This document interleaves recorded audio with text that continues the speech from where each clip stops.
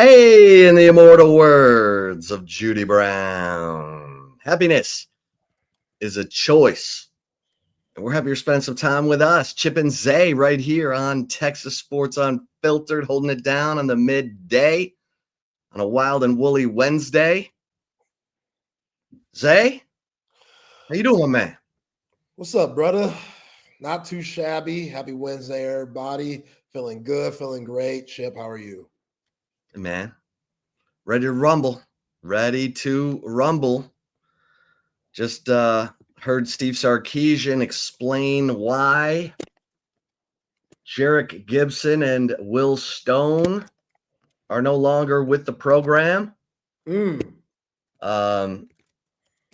it's because we've got a system that is forcing players to make business decisions in the middle of the season. You know what I'm saying? Steve? Yeah, they wanted to redshirt and transfer so that they could extend their careers somewhere else.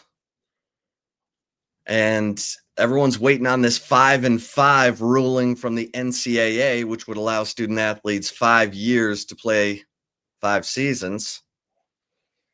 And in that situation, these players would not need to, bail out of a program, bail out of revenue sharing for the rest of this season, cost themselves money, and they could finish the season and then go on to their new school. But we do not have that ruling in place at this time. Steve Sarkisian said this is putting student athletes, their parents, agents in a really difficult position that involves, leaving a team mid-season.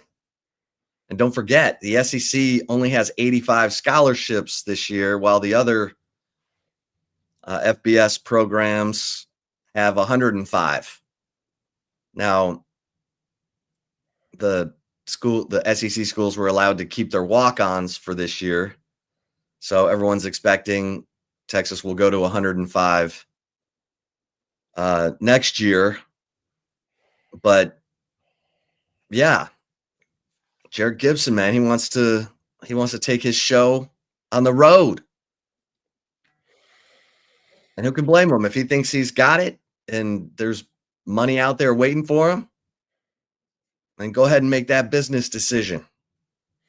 Will Stone, that dude's a senior. He's already got his degree from Texas. If he thinks he can go kick some field goals somewhere else, make a little NIL money, all right.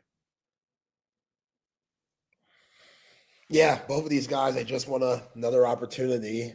And as you said, you can't really blame them too much. It sucks just because, especially Jarek Gibson, in his case, that's a guy with so much promise and a bright future ahead of him. Obviously, he has to clean up some things, but what running back doesn't in college football? You know what I'm saying? Like, I wish it was different. I was expecting Jarek Gibson to have a big season. Because as I said yesterday, and like I said before the season even started, when CJ Baxter's, his availability was kind of up in the air, I was thinking Jarek Gibson would be that guy to be the next back after Contravian Wisner. And then obviously all these things unfold due to the first 6 games of the season, and that's clearly not the case. You're Jarek Gibson. You're out here battling with guys that you had a head start on, a straight-up head start, which that's where it gets murky for me, Chip, because what happened in between that time where Jarek Gibson, again, you have a head start from James Simon. The dude's a freshman. Like, you have a whole year on him. Christian Clark, he was doing rehab while you were getting reps because he had an Achilles injury. So in between that time, why wasn't Jarek Gibson standing out to where he wouldn't even be in the battle with these guys in the first place? Because he knows the playbook and he's been grinding, whether that's been Torrey Beckton, or just getting better on his own, watching more film, the little things, taking care of his body. You come in as a freshman, you just got done eating Burger King almost every week, every other day. Now you're a college athlete. You got to change some things. As a freshman, that might be hard. Now you're a sophomore. I expect you to be more of a pro. And again, I don't know exactly what happened. None of us really do. But clearly that wasn't the case because this coaching staff, they didn't have the confidence in them to make him that guy behind Contravian Wisner and CJ Baxter. And, you know, you come in, you're having fumbling issues still. And it's like, damn, man, just what's going on here? And, you know, talking to Hank yesterday, I said it too. Hank also said it, like that Florida game, that was it, brother. That you going back to the home city, it's supposed to be like making rain time. Like how many carries I'm getting, coach? My grandma coming to see me. My grandma hasn't seen me play since high school. She's never been out of the state of Florida in her life. I was in Texas, 1970. What's up, baby? But like it's just he gets 0 carries. And then Sark says, oh, we didn't have no short yard situations and stuff. And it's like, okay. Yeah, they were averaging 3rd and 11. Yeah, like I get that. But also, if I'm Jared Gibson, I'd be like, yo, maybe I can help with that. Because the Contravian Wisner ain't going nowhere. So, coach, can I at least have an opportunity? No, not even at home? Bet. That's clearly how you see me, as basically being irrelevant and contributing to this ball club. So I can't knock Jared Gibson for going somewhere else. But I also can't knock Steve Sarkisian for trying to do what he thinks is best for his ball club. That's his job. And if Jared Gibson ain't cutting it, sorry, dog, I can't play you. And it's also kind of a, you know, slap in the face when you're like, oh, I'm Jared Gibson. I'm 100%. Contravian Wisner, he might be 80, 85%, and he's getting all these carries, and the only carry I get is a loss of 3. Yeah, but Contravian Wisner is the reason Texas won that game. Oh, exactly, 100%. But I'm sure Jared Gibson, you know these guys are competitors, Chip. I'm sure Jared Gibson was like, I got a little juice too, baby. Give me an opportunity, coach. And Sark's like, nah. Nah, I can't do it. So I see both sides of it, man. Steve Sarkisian, hey, he has a show to run. And Jared Gibson, if you aren't producing, you can't be a part of the show. And I understand Jared Gibson probably thinking that, yo, they haven't given me my opportunities. There might be politics in this locker room to where, hell, favorites are getting chosen for who knows what reasons. I don't want to be a part of that. And now Jared Gibson's going to see if he can find greener grass on the other side. I wish him the best, man. Like, I hope he thrives, man, because he's a good player. He is. Like, he's got a lot of potential, and, you know, sometimes you just got to be at the right place at the right time. Yeah, and he was on his way to being the guy last year, leading the team in rushing after 3 games, and then the fumbles hit. But look, hopefully this works out best for everyone. It does suck that you have to make a decision like this mid-season. Hopefully this 5-5 rule goes into effect soon. You want the 5-5 rule? Yeah. What, man? Come on, man. Why don't you want it? Let them red shirt. Red shirt. Not everybody has to play their freshman year. What's wrong with the grind? What's wrong with getting that wake-up call that you're not good enough? When you were over here killing 3A ball and dominating, and you think that everything's just easy like this, and you get a wake-up call, what's wrong with saying, I need time to get my body right so I'm ready? Well, this affects basketball more than football. I mean, even worse. Yeah, I mean, it's going to affect high school recruiting for sure. But we'll see, you know. Man, I mean, kids there's don't a know. reason it's not in effect. So they're dragging their feet on this. Kids trying But to play 5 years. What is that? What? Come on, go off in the real world. Get a LinkedIn. Real world's right there. Get a degree. wrong. I 4 mean, all you need. this is good for the student athlete. Oh, I understand COVID. I understood that. Now we're way past that. 4 years. If you want a red shirt, medical red shirt, I get that. Like Rory Harmon's case, Rory Harmon's been hurt a lot. Like, I understand that. But if you ain't hurt at all, and you're just patting stats, like you're breaking records because you've played 5 years on a program, and guys that played 4 were out here grinding, and you're breaking those records, I have a hard time with that. I don't know. Maybe All I'm right. just an old guy, get off my lawn. I like that. In here. That's normally my position. I'm normally get off the lawn guy. Yeah. I like hearing this from you, I don't know, man. the young whippersnapper, looking out for those records. Looking out for those records. Records. Hell, JJ Redick's record at Duke. Some guy come in there all 5 years, break them. Oh, Devastating. no basketball player. I mean, it's for guys like Cam Heide.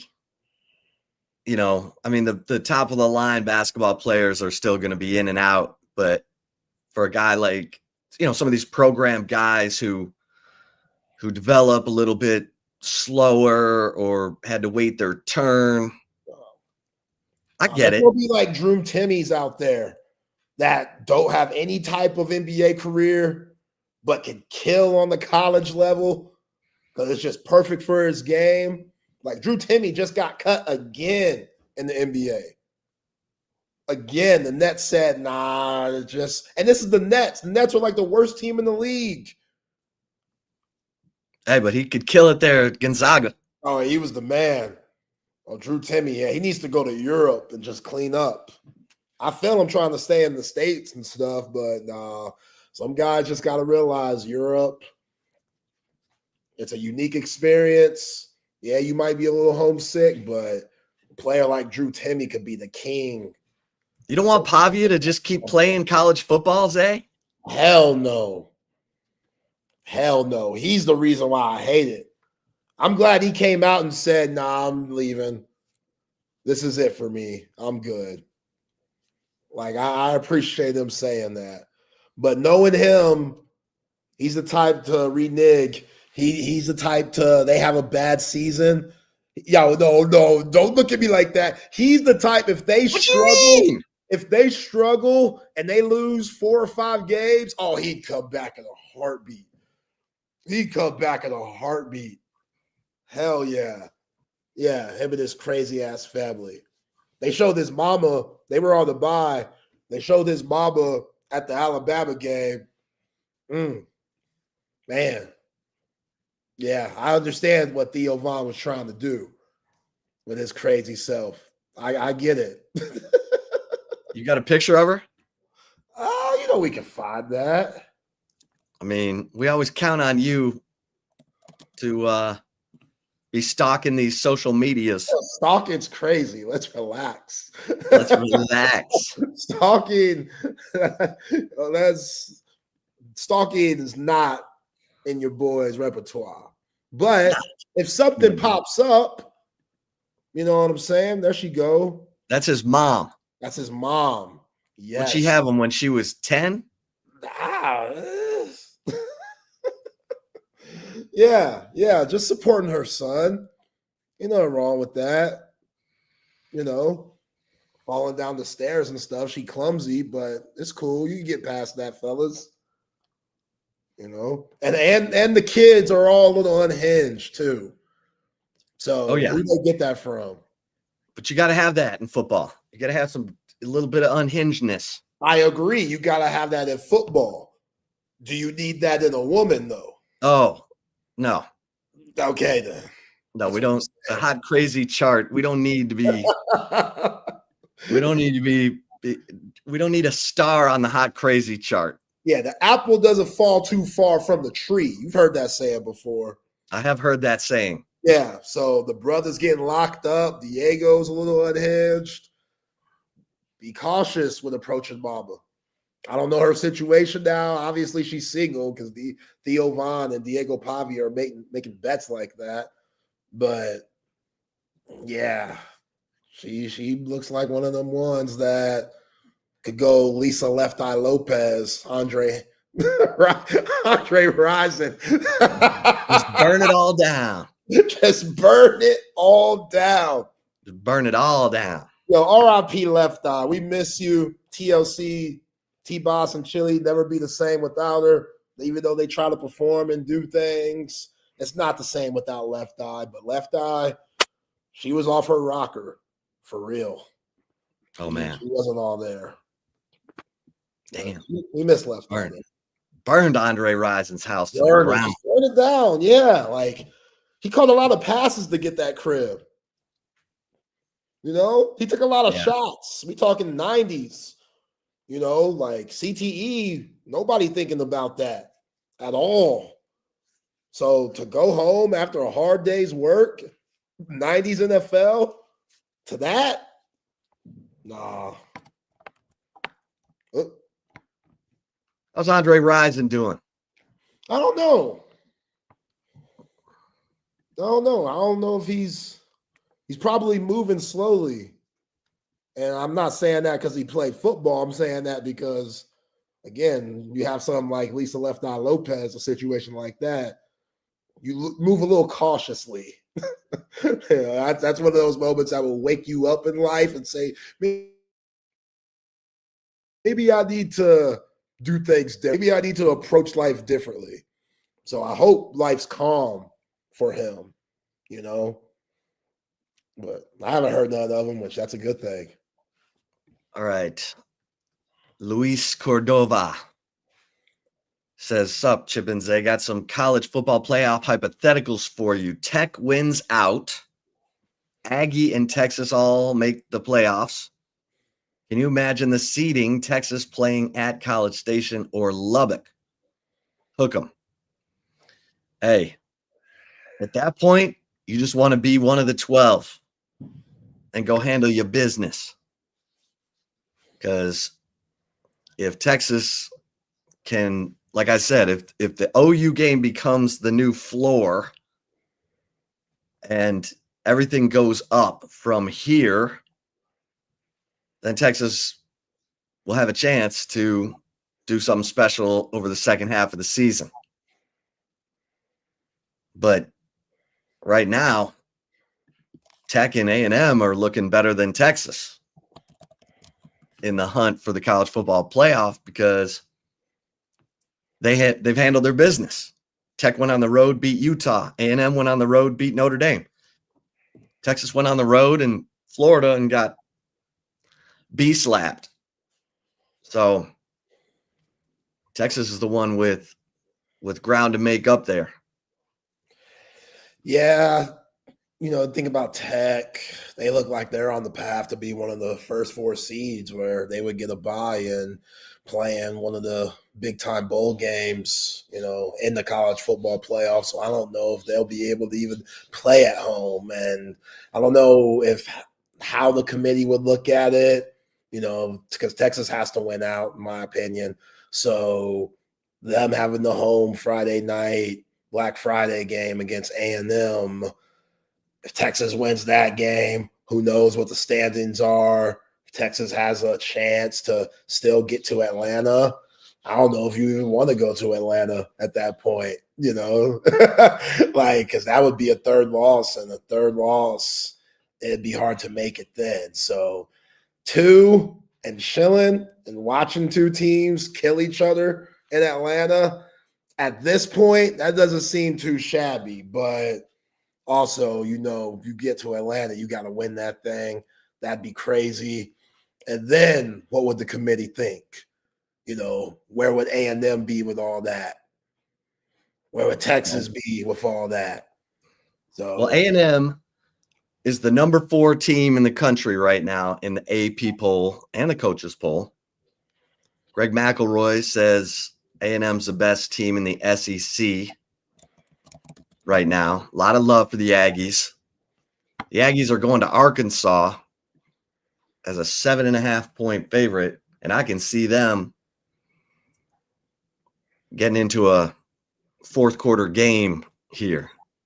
Now I need Talon Green to be at his utmost, but you don't think Bobby Petrino's gonna try and get these boys as jacked for this game as possible before he this loses? is in Fayetteville, right? They don't play in Dallas no more, do they? Right, Fayetteville. No, they're going. A&M's got to go to Fayetteville. All right.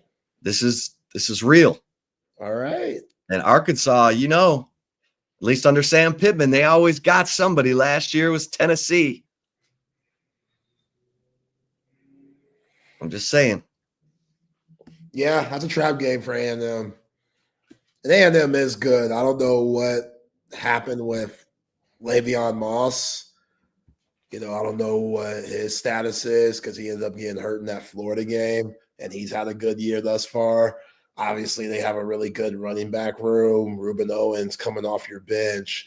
You're still feeling pretty good about things, looking towards the future. But, yeah, those wide receivers, they might have the best wide receiver duo in not only the SEC, but top 5 nation stuff. Mario Craver, KC Concepcion, both of those guys, big time explosive threats. They're tough, and they make life a lot easier for Marcel Reed and, Colin Klein. So, yeah, I best in the SEC. I don't know about all that. I would love to see them play Georgia, the Alabamas of the world, even that Texas team that we saw against OU. Like, I am banking on that Texas team being the team that we see for the rest of the season and better. Like, I think they could gain off of that momentum because they're only going to get better with practice and, more camaraderie. So as long as Steve Sarkisian and Pete Kwiatkowski call the game aggressively and smart like they did against Oklahoma, again, Texas, it's going to be tough to see them get another loss. And that's saying I don't care what happens when they go to Athens or what happens on Black Friday. Like, I think that Texas team that we saw in the Cotton Bowl, that type of mentality, tough out. So, yeah, I think A&M's good, but I don't know, man. The teams that they've beat, I don't know about that either. Well, that win at Notre Dame is probably going to look pretty good at the end of the year. Here's my thing, though. They gave up 40 in that game. And the question for A&M coming into the season was their defensive line. And you look at A&M in terms of, that they've held up pretty well. I mean, they're only allowing 103.3 yards per game on the ground, and that was going up against Jeremiah Love. They're giving up 3.3 yards per carry. Yeah. Texas through 6 games, only giving up 74.3 yards per game on the ground. The amazing thing is that Texas Tech is the number 1 run defense in the nation. They're giving up 62.5 yards per game on the ground and 2 yards per carry. Like, they are choking people out. So we wondered this was going to be the year. Is Joey McGuire the guy? Because Cody Campbell went out and got him a bunch of players, and turns out recruiting Will Hammond might have been the best thing that happened for Tech, because Baron Morton keeps going in and out of games, and Will Hammond keeps coming in and looking like a Mariano Rivera, former Hutto Hippo. Yeah, I don't even know why they keep playing with that. You're ready. You're ready to be done with Baron Morton. Yeah. I don't even know why they keep messing around. You know what I'm saying? Because it's going to be a test. Them going to Tempe. Yep. It's going to be a test. They get the defending Big 12 champs. Yeah, even though they're not playing as well as people thought, which you see how good Cam Scatterboo is for the Giants. Losing him, big deal. Like Cam Scatterboo, hell of a player, hell of a leader with his crazy ass. But yeah, Texas Tech, that's going to be a battle and a challenge for them. Man, I got Notre Dame losing this weekend, Chip.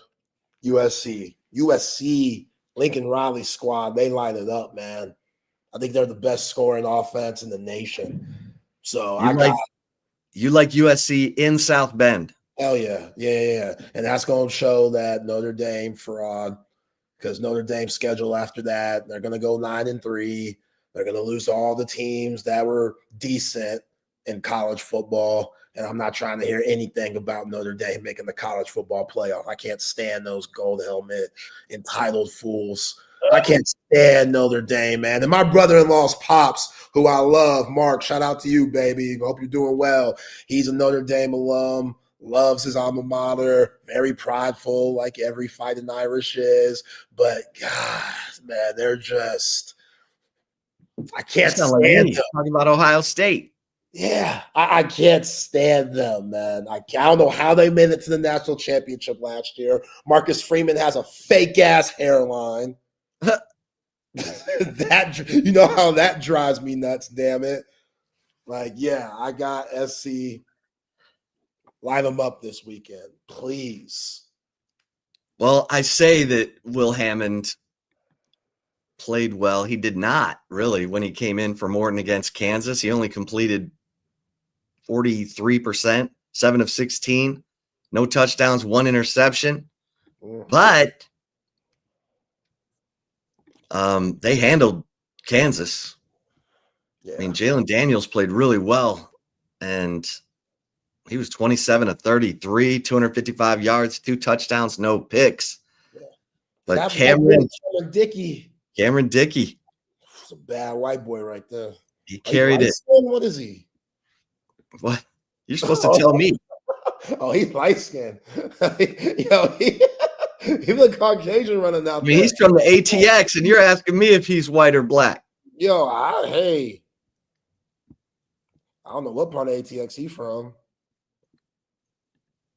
That dude, 21 carries, 263 yards, 12.5 a carry.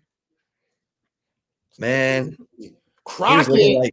He was looking like Victor Ike back in his high school days. Crockett. He went to Crockett? Hold up. Time out, man. What you mean? That's incredible. Crockett High School. Man. Crockett High School. They haven't had nobody since my dog Orlando Smart hoop back in the 90s. That's amazing. Shout out to the Crockett Cougars, man. South Side, South Austin, right off of South First, Menchaca. Okay, Cameron Dickey putting on for Crockett. Yeah, come on. Put some respect on his name. I need to, man. I've been very disrespectful. That's on me. Now, yo, Tech, y'all might have a light fan in me. Y'all got a Crockett dude out here putting on. Wow. That's amazing. How about that? Now that the name is sounding more familiar. Like, now it's like, okay, I think I remember somebody killing out of Crockett a few years ago, and it had to be him. I don't know who else it would be. Like, we're talking about the Crockett Cougars. They might only have 40 guys on the team just in general, and only 28 playing all 3 phases of the game. So for my dog to come out of Crockett to be killing the way he's doing, Very impressive. Yeah, he's at 5'10", 215, like the muscle hamster. You know, dude's tough. You lose Taj Brooks, your all-time leading rusher. I was like, who's Tech going to have to replace Taj Brooks, the all-time leading rusher in Tech football history? How do they keep coming to the 512 getting these guys? What is McGuire, this? man. What's going on as Jared Gibson leaves? Like Tech just keeps coming in the Steve Sarkisian's backyard and they're like just taking backs, stealing backs, and they're just putting on. Really? Joey McGuire, that's just how it is. We're gonna see how Chad Scott recruits. I mean, you got Derek Cooper coming in. Okay, I'm good with that. Let's see what he got. But the thing is, I say this all the time, Gary Patterson, he found football players. You got to find football players, man. You got to find those guys like Cam Scattaboo who just love football so much. Like we got someone in here said Scattaboo is a CTE study waiting to happen. Yo, what's wrong with y'all? Well, I mean, he is. He's crazy. Like, if he makes it what's the average for an NFL player career? 3.5 years? 3.5, something like that, yeah. If he makes it 3.5 years, it'll be a minor miracle because he plays so violently. It's fun to watch. He's putting guys on their backside. He runs. He could run to open grass. He'd rather run you over as part of it. I mean, that's just how crazed Scattaboo is. I don't think half his teammates know what to do with him because he's like all the time. Yeah. And they're just like, hey man, you go hit that guy. Go hit our opponents. Go knock them silly. Because that dude, he's changed the whole persona of the Giants. Oh, one guy. Yeah. I'd throw Jackson Dart in there a little bit. Yeah, Jackson Dart making some plays. Gotta keep the chains moving. But man, Scattaboo, he's blocking dudes like his life depends on it. He's pancaking guys. He never stops. He never slows down. And when you got a guy like that holding everyone to a standard, it's ridiculous. Yeah. Yeah, Sal, like what's the vibe on Scattaboo in the NYC? Because Sal's up there. Yes, he knows it. I think Sal's a Jets fan, but brutal. Is Scattaboo? Sal, I mean, yo, man, you gotta blame the Aggie and Aaron Glenn on this one. Hey, Zay, you're sleeping on the job, man. Again, I'm not a stalker. I know, but you're TMZ. I can find it. I got you. Let's see what TMZ can come up with here. I mean, the dude went to Arizona State, so he could trip and fall and land into some good. Like, let's keep it a buck here. Like, I feel him, you know. Chloe Rodriguez. Oh, okay. What? Rodriguez, he got a little spicy. Chloe? Mommy. Yeah. Okay, Scattaboo. I didn't see that coming. Okay. Yeah, a little onions and cilantro. I like that. Okay. I see you, Scattaboo. Because, I mean, he looks like a flat troll. What does that mean? He looks like he should be in The Hobbit. Like he should be coming out from under bridges and, like, going after people. His whole family does. But you know what? That dude can play some football, man. You slap a helmet on that guy and some shoulder pads, and he is a wrecking machine. He won the Angry Runs this week on the NFL Network. Kyle Brandt, he gives out that Angry Run award every week. I mean, Scattaboo's already won it twice this year. I'm not surprised. I mean, he's trucking people. No, What I saw in that Peach Bowl, I was like, oh yeah, this dude, he just wants it more. Like he almost willed that Arizona State team against Texas. He did everything. Like beating Michael Taff on routes, running throwing passes. Got Malik Muhammad turned around. Yeah, he was killing. Him and Sam Levitt. They were lighting Texas up. That was a scary ass game. We won for 4th and 13. That game would have been rough. Remember Scadaboo saying I'm the best running back in the country right before that Texas game, and everyone's like, okay. Yeah, let them know. Ashton Genty, and look who's had a bigger impact on their pro teams. It's crazy. Cam Scadaboo or Ashton Genty. And they were both pretty bottom of the barrel NFL teams that they landed on. And Scadaboo's starting to change the mindset of that team. Yeah. That's powerful. It's very powerful. Now, on the other hand, let's get back to the Jets, man. Aaron Glenn, that's your boy. Aggie gonna Aggie. He's not my boy anymore. He's still your boy. He brought in good times for that defense in Detroit. And now they saying he over his head. He be looking like the crazy ass uncle on the sideline. He does. He looks overwhelmed. It's only 1 year, but that team, they're way more talented than that.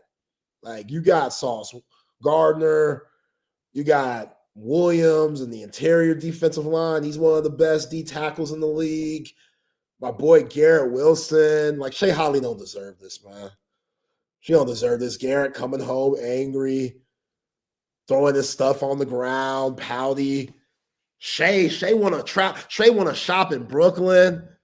You know what I'm saying? She want to do things. She want to be out and about and be seen. It's hard to be seen when your man 0-6. That's tough because Garrett, he shouldn't be going nowhere right now. Only the facility and back. You know what I'm saying? Shea Holly didn't see that coming at all. And again, Shea Holly's the all-time winningest player in women's basketball history at Texas, Chip.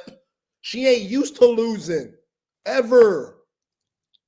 You hear me? All-time winningest women's basketball player in Texas history. The Jets 0-6. Full screen. This is the funniest thing I've ever seen about Zay. I'm just saying, y'all don't think about everything like I do. No one does. I just try to think about everything. I love Shea Holly. She don't deserve this, man. She don't. I hope the relationship's good because Well, what the hell else are you expecting when his quarterback is Justin Fields? Justin Fields ain't that bad. It has to be the coaching. Nah, Justin Fields, he's been dealt a bad hand everywhere he's been. The Bears thing, you knew that was going to be in the toilet eventually. Yeah, but then he went to the Steelers. And they did him wrong there. Russ, come on.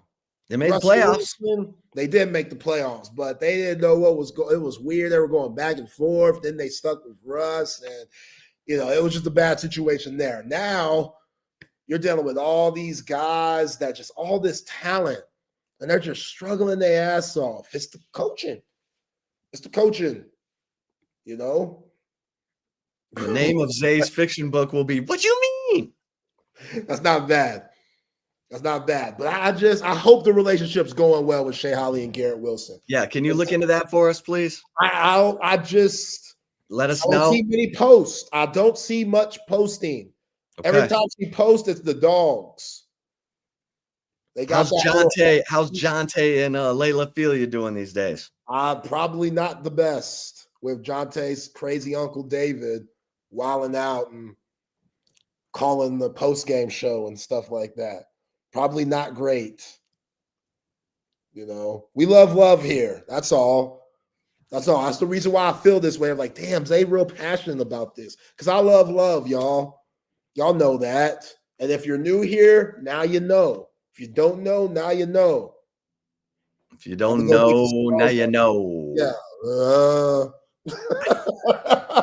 Like, 0-6, horrible. Jets, y'all got to figure it out. Y'all got to figure it out. Because Garrett Wilson, he's there for the long haul. He got that extension. You there for the long haul, bruh. There's no, I'm trying to get traded. Garrett Wilson, he's saying the right things. I heard him the other day, Chip, paraphrasing a little bit, but he was like, yo, this team, I'm not going to turn my back on them now when things get hard. They believed in me, this franchise. I love this franchise. I want to be here. I want to figure it out. Good for you, Garrett. You're saying all the right things, man. And Shay, you got to be there for your man. It's hard right now. As Chip said, you catch a pass from Justin Fields. I know I was picking up Justin Fields, but there's a lot better than Justin Fields. There is. So I hope Shay's there for her man, because times right now hard. Hey, no one's feeling sorry for Garrett Wilson. He just signed a $130 million contract. I mean, I am a little bit. Dude wants to win. Well, yeah. Money ain't everything. So get him the ball. Yeah. Sauce Gardner, I don't know what happened to him. I've never seen a fall off. I've never seen a guy with so much promise and such a bright future. I want to say his rookie year or second year in the league, he was first team All-Pro. Yeah. Coming out of Cincinnati, my Cincinnati Bearcats. He was all-world, 6'3". He's the highest paid corner in the league. And he looks like one of the worst right now. I saw what George Pickens was doing to him a few weeks ago. Sauce Gardner will have a hard time covering me and you right now. Like, I break Sauce Gardner off right now with the footwork. That's how he's looking. Like, when you get that money, some guys, he's dating Ice Spice too, which huge red flag. Big red flag. Yeah. Ice Spice. That's not someone he should be dating. No offense to Ice Spice, but she's a distraction. And I say that in the best way. Like, that's, yeah. Yeah, there she go. Yeah, you see that? She got that like innocent look. You got so many pictures up, I don't even know where to look. Oh, yeah. Just the Googles, man. Yeah, he's dating Ice Spice. She be twerking. That thing be jiggling. Normal thing shouldn't be jiggling the way that thing be jiggling. Sauce is all lost in the sauce. Yeah. There's no coming back from it. He might have to leave her. As much as we love, hair of the dog, as much as we love, sometimes that love can be toxic. I don't know, Ice Spice. That's, if Sauce was playing well, I wouldn't be saying this. But Sauce is having one of the worst seasons you could possibly have. For someone getting paid like that, he can't be playing the way he's playing. So what's going on? How serious are you taking the game? Because I see Ice Spice and him out. Like, they're out and about doing things, Fashion Week, New York Fashion Week. Like, they are enjoying the fruits of their labor, which, hey, you only got one life to live. I ain't mad at you. But also, if you're a Jets fan and you see all that, you have every right to be upset, because your all-world corner ain't playing like an all-world corner and is clearly distracted. He is. Oh, yeah. He's gotten worse every year he's been in the league, according to Pro Football Focus. Yeah. He had an 87.9 grade as a rookie, 88.6 in 2023, 70.2 in 2024, and 67.7 with a 64.7 pass coverage grade. That's not good. He's going the wrong direction, Zay. Going wrong direction, man. Sauce Gardner. That's what I'm saying. These guys, they get paid. Now you dating a celebrity. Not Hey, man. not everybody could be, Travis Kelce. And he's fell off a little bit, a lot of bit, but Don't tell that to my Lions. He tortured them. yeah, he tortured them a little bit, huh? That was awful. How long they suspend Brian Branch? What's the word on that? What's going on? Is that just a money thing? I feel like that's a couple of games. Because Juju was bleeding and stuff. Which, a lot of people are saying Juju had that coming, which is wrong. Like, I know Juju is a weird guy, is a different guy, but the way Brian Branch did him, not too many folks deserve all that. He got suspended for 1 game. Who y'all playing this week? Tampa on Monday Night Football. Damn. What a game to be suspended. That was terrible. That's awful. I mean, Tampa, they're without at least 3 receivers. I know, but the Lions don't have anybody in the secondary left who's healthy. It's crazy. They're down 3 corners, including Terry and Arnold, was fine. Kirby Joseph's got a knee injury. Brian Branch is punching people. I'm like, Ennis Rakestraw's out. I'm like, what are we doing? What is going on in Detroit? They can't keep defensive players healthy. Amon-Ra dropped a ball on 4th down last week. He never drops. He had no drops last year. That one was a 4th down play.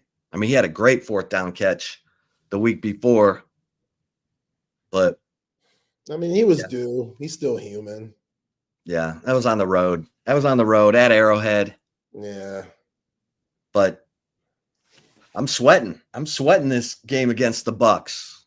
Baker Mayfield, dude's playing at a MVP level. He was bouncing around the league. Went from Cleveland to Carolina. Matt Rule cut him. Then he goes to the Rams. And he just showed enough. What, in that Monday Night Football game? Yeah. That the Bucks are like, oh, yeah, come on over here. And now, got a new contract.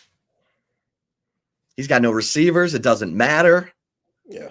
Keeps putting his coordinators, getting them promoted to head coaches. Yeah. Baker, man. Baker's doing this thing. No, that's a football player. That's a football player. Yes. You've got to find those guys. You've got to find those guys who, come hell or high water, they are going to fight to victory. They're not going to get comfortable. They're not going to get lazy with the money. They're going to get more determined, more angry, more violent, more. Jeez. And that's coming to Ford Field Monday night. Come on. I need Hutch to go off on Baker. Lions barely beat the Bucks in the playoffs last year. No, that's kind of a rivalry. It's one of those 2 teams that starting to get to the playoffs every year. And, when you get to the playoffs all those years, you usually start running into each other. Soulscream says Detroit needs to fire their trainers. Or maybe they need to tell Dan Campbell, stop making practice so difficult. Because there's that narrative out there that the Lions practice harder than anybody.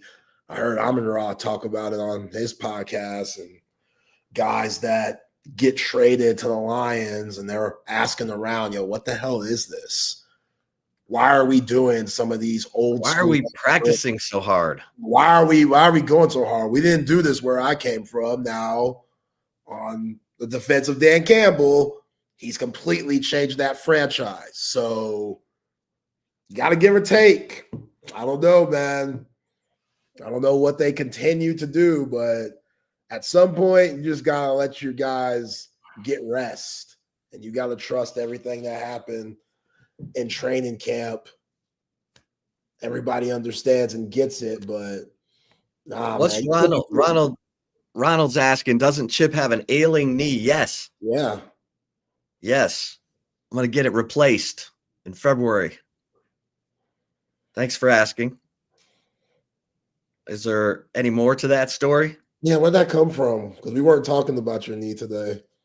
Right. So shout out to Ronald for just being concerned. Yeah, thanks, Ronald. Thanks. Yeah, just being concerned. Just wondering where your knee's at. Yeah. Any matches coming up or anything? Maybe that's what it is. Yeah, I mean, I'm trying to get another PRP shot before the next match. Oh, man. I'm sorry. Yeah. I shouldn't laugh. I'm sorry. No, it's pitiful. It's pitiful. I'm trying to crazy string and bubblegum this knee through this tournament. Love of the game. I admire that. Elle and I are in the mixed doubles championship. So you can't let her down. No, I can't. I have to let your wife down, man. I have to keep going. You got to keep going. I need to be Cam Scattaboo on the tennis court. Yeah. Baker Mayfield. You can't let she carries y'all anyway, but she needs you to do just enough. That's right. At this point. She told me, you want to be the champ, you got to marry the champ. It's one of the great quotes of all time. Was that y'all's vows? Not the vows, but that was part of the. And sure enough, we got married. We started winning the mixed doubles championship. That's beautiful. So, yeah. Thanks for asking, though. Oh yeah. Now, see, Coach 420. See what we doing here. He said Chip needs Mateer's surgeon.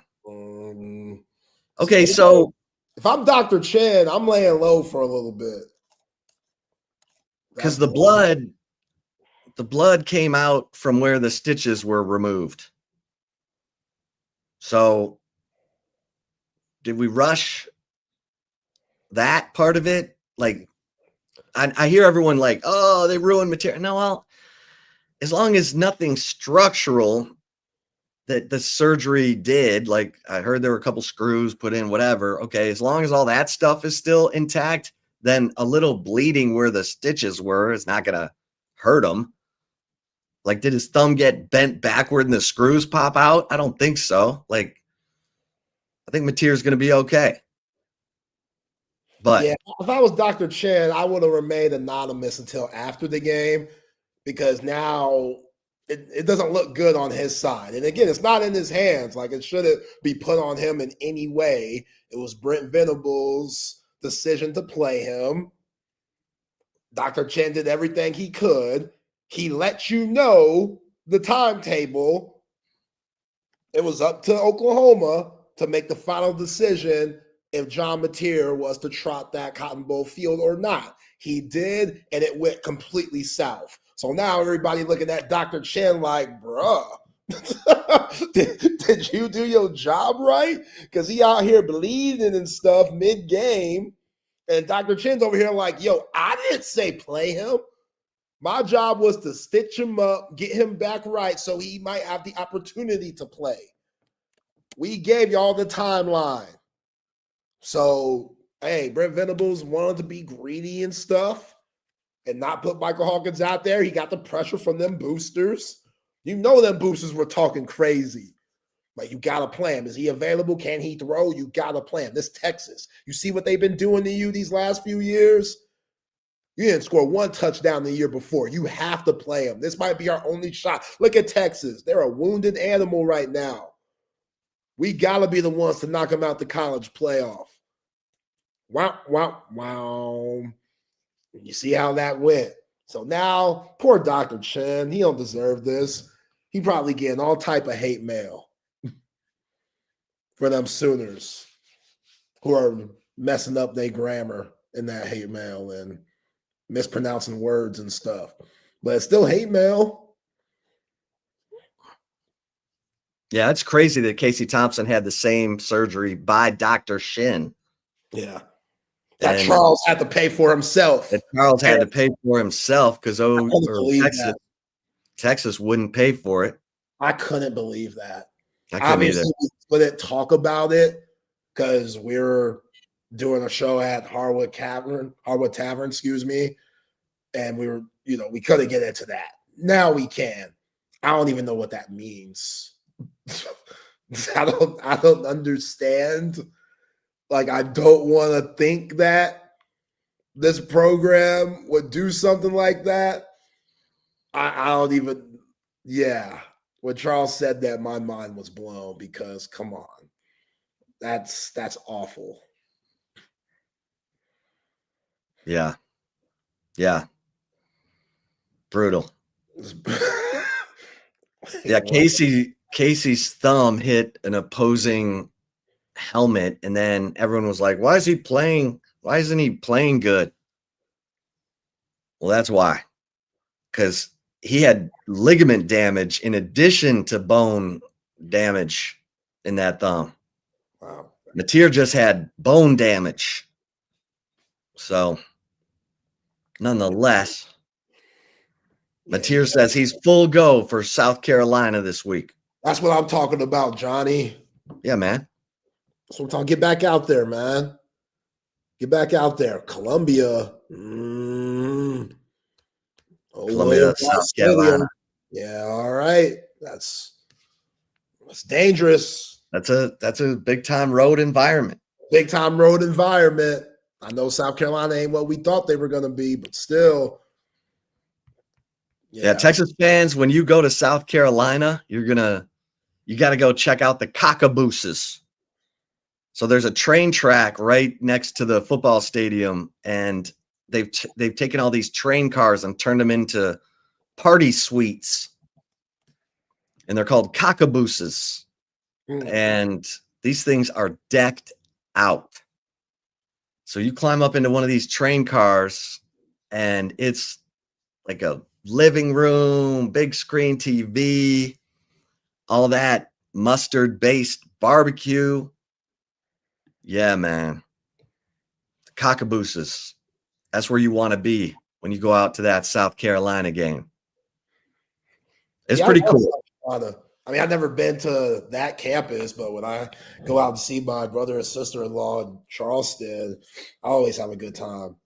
The barbecue is different, though. Like, it's not my cup of tea. It's good, but I'm Texan through and through. It's just spices and stuff that you get in Texas. They don't know nothing about that in South Carolina. But they try. They do their thing. They do their thing. It's still edible, Yeah. The best is when South Carolina plays Oregon State. So you get the Cocks and the Beavers going at each other. Wow. Yeah. Wow. Not bad. I don't know if those teams will ever be good enough to be, featured in on game day or something. But yeah, watch out for the signs when those two teams meet. Just saying. Because all their gear, all of South Carolina's gear is like Cox. Go Cox. And it's COCKS. You're like, well, this is awkward. But it's everywhere. Yo, you're telling me Oregon State hasn't won a game? Malik. Damn, Malik. Malik Murphy, baby. They're out here losing the App State. Damn, Malik. You didn't have to go down like this. They got ran by Wake Forest last week. Well, let's bring in the man himself, college football guru, the one and only hole-in-one Hummer. Hummer, how you doing? What up? Doing good, guys. How are y'all? How was the fried food experience at the State Fair? It was terrible because I couldn't find my funnel cake bacon queso burger. And then Zay told me that there was a chocolate Dubai funnel cake in the food court where I was looking for my funnel cake bacon queso burger, and I missed the Dubai funnel cake chocolate. That sounds electric. I'm so jealous of that. That sounds so good. Yo, that might have been the best thing I had, Homer. I would have crushed like 2 of those and I would have regretted it, but it would have been awesome. Was it a full-size funnel cake with Dubai chocolate? So they put it in a cup. So they break it off in like funnel cake sticks. Oh, word. And they put it in a cup, and then they just pour the Dubai chocolate on it, which the reason why it's called Dubai chocolate because it has pistachios in it. So it's all the rave right now. It was good. It was good. You know what? Sorry, I don't mean to take you off. No, go ahead. You know what's crazy? Had a honeymoon this summer. Went to Europe. You know what country loves pistachios? Like France loves pistachios. They put pistachios on everything, like pastries, desserts, food. Pistachios are everywhere. I think we could use more of that in America. Big pistachio guy over here. Yeah, I like pistachios. I'm down. And this is sad. That's sad right there. I saw Chip at the Cotton Bowl. You need more than PRP. I was hurting for you. Good luck. Thank you. One hook 'em one. Thank you. I'm out there. I'm trying to hold it together. Hummer, Texas and Oklahoma. What should Texas fans take away from that win? I mean, I'd be optimistic. I think Oklahoma's offense always had its concerns, and that's even before John Mateer had a broken hand he was dealing with, obviously, or at least a broken finger. So, I mean, I would still be encouraged by the defensive line kind of finally awakening. Like, if I was a Texas fan, I'd be thrilled about Colin Simmons. But on the offensive side of the ball, like, welcome back Trey Wisner, and also at the same time, like, Arch Manning was getting the ball out quicker. You could tell the game plan changed for him. Like, I know we talked about it the week before about like everything that happened. I don't have like the advanced analytics in front of me, but he was 21 for 27, 6 yards an attempt. Like that ball was getting out quicker. That ball 2.79 seconds. Okay, so like half a second faster. Half a second. Yeah. Yep. That's a huge change. And like, Texas's offense still wasn't going at 100% of a clip, but it looks so much better on Saturday. And that's against what is like a top 10 defense in the country. Like, you're not going to face many defenses better than Oklahoma the rest of the way. And if Texas's offense can look like that and mix in a couple of big plays, some chunk plays, and just push the ball down the field like Arch Manning can do on paper, I think that's a really good sign for Texas. Yeah. What are you expecting from this game in Lexington, Hummer? I mean, Mark Stoops, I don't know how he's the longest tenured coach in the SEC, but he keeps on trucking up there in Lexington. What do you expect for this game and what Kentucky can throw at Texas?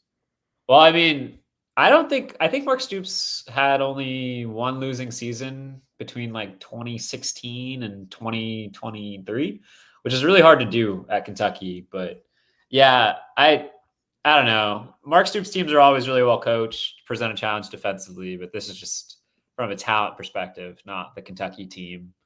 That's going to scare you a lot, in my opinion. I think Kentucky's quite easily the worst or the second worst team in the SEC this season. Maybe they look a little different coming out of the bye. They certainly need to look different offensively. That continues to be a bugaboo for Kentucky. It's been for years. And, Cutter Booley has to stop turning the ball over, their quarterback. But as we saw last year, when Texas played them, like they present a certain challenge defensively. I just don't know if they have the firepower to kind of keep up with Texas. Yeah. So you like, Texas is favored by 10.5. I would take Texas to cover. Yeah. That's the first time I felt that way about Texas and basically all season. I don't think I've taken Texas to cover all season except for week 2 against. I think week 2 is the only time this year I took Texas to cover. So I do feel like they cover this week. Yeah. What Oklahoma's at South Carolina. And let's see, OU is favored by 4.5, Hummer. That's an 11 a.m. game. 11:45, excuse me, on SEC Network. You like OU in that one, or do you think this is upset special? I like OU. I think if you're talking about the other team, I think might be the worst in the SEC. It's the one Oklahoma's playing this weekend. South Carolina has some legitimate problems.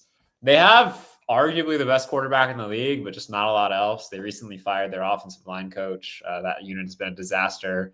They don't really have any playmakers that scare you on the outside. The run game hasn't really been able to get going outside of Lenore Sellers creating out of structure. Defensively, they have some really nice pieces, but on the whole, like they're not getting stops the way they need to. South Carolina is one of the worst rushing teams in the country. It's one of the worst pass defense teams in the country. They're not throwing the ball efficiently. I think it's a tough task for South Carolina to stay in that game. Though if John Mateer throws 3 interceptions again, it's a different story. But I think they'll play a little bit more in control. Yeah. Speaking of guys getting fired, Hummer, James Franklin no longer at Penn State, which I'm sad in this sense. We're not going to get any more Michael Key skits, but whatever. But James Franklin, you can't lose to UCLA. You can't lose to Northwestern. Who's next for that job? Who would want that job? And where do you see Penn State moving forward? Yeah, I think frankly, I really feel this way. I think it's one of the most surprising firings of the 21st century. I've said this before, like this week, but I was on the phone with an agent talking about, like, called me. It was like, hey, hearing something's happening at Penn State, hearing something's pretty imminent. And we both thought it would be a coordinator. Like, we thought they would maybe fire Andy Koldenicki, for example. And it turned out, like, as we were on the phone, James Franklin was fired. I'm with still a $50 million buyout. Yeah, it's nuts. Like, for like one of the most successful coaches in college football. We could talk about this for a while, but probably shouldn't. But well, he picked the wrong quarterback, Hummer. I mean, don't you get another chance to try it with a different quarterback? You would think so, but like, I mean, I don't think the AD and the head football coach got along great all the time. And sometimes when you're hard to work with, you don't get as long of a rope. But I mean, I still think James Franklin is one of the best football coaches in the country, and he'll get another opportunity. As for what's next for Penn State, like, there are a lot of names being thrown out there this week. It's still really early, but like, I, like almost everybody else, would circle one name above them all, and it's Matt Rule. Matt Rule is a Penn State alumnus. Like, I'm with Pat Kraft, the Penn State athletic director at Temple. Pat Kraft hired him at Temple. They're still close. Matt Rule's always wanted the Penn State job. Like, there's a lot of dots connecting them. And then to top it all off, he didn't exactly shut it down when he was asked about it earlier this week at his press conference. I'm not saying it's going to happen. I think Nebraska will be very aggressive to keep Matt Rule. And if you're Penn State, like, you could certainly argue you could do better than Matt Rule. Crazy stat for y'all. Did y'all know Matt Rule hasn't won a top 25 game since he was at Temple? What? Like, not even at Baylor? Not even at Baylor. Like, he's not won a top 25 game since like 2015. So you could argue like Penn State could do better, but given the relationships, given the success I think Nebraska's going to have this year, I think Nebraska has a path to win 9 or 10 games. I would say Matt Rule's the guy to look out for, although everybody from like Eli Drinkowitz, like Kirk Siganetti, you're going to hear some Urban Meyer like thrown out there about the job. I don't think that's happening, but like, names are going to come out, but Matt Rule is the one I'm circling early. Yeah.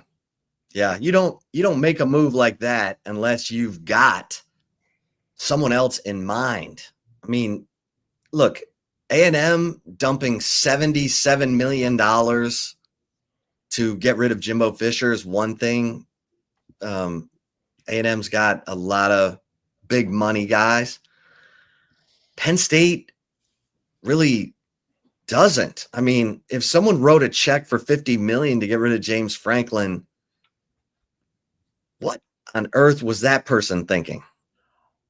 I mean, I agree with you. The Jimbo Fisher situation was a little toxic at the end. Not Jimbo necessarily, but like that program in general had really got into a bad place. And sometimes like you got to just cut bait with bad money at a certain point. I don't think James Franklin was in that category. I think if you gave him $3 million to go get a quarterback in the portal and gave him another season to fix it, he probably would have. But at the same time, like, Penn State does not lack the money. They just signed a new deal with Adidas. A lot of cash is coming in via there. The Big Ten is circling private equity, and I've heard like the AD did rally the boosters enough to make a change. They're a motivated group. They saw this team that had every chance of winning a national championship. If you look at it on paper, like that's one of the best Penn State teams of the last like 15 years. And to go 3-3, I think was not particularly palatable. And I do think it was a bit of it seems like it was a pretty, I don't want to say rash decision on Saturday, but it was a decision or on Sunday, but it was a decision that happened pretty quickly. So yeah, I don't think money's going to be an issue for Penn State moving forward, but I would certainly question how they spent it.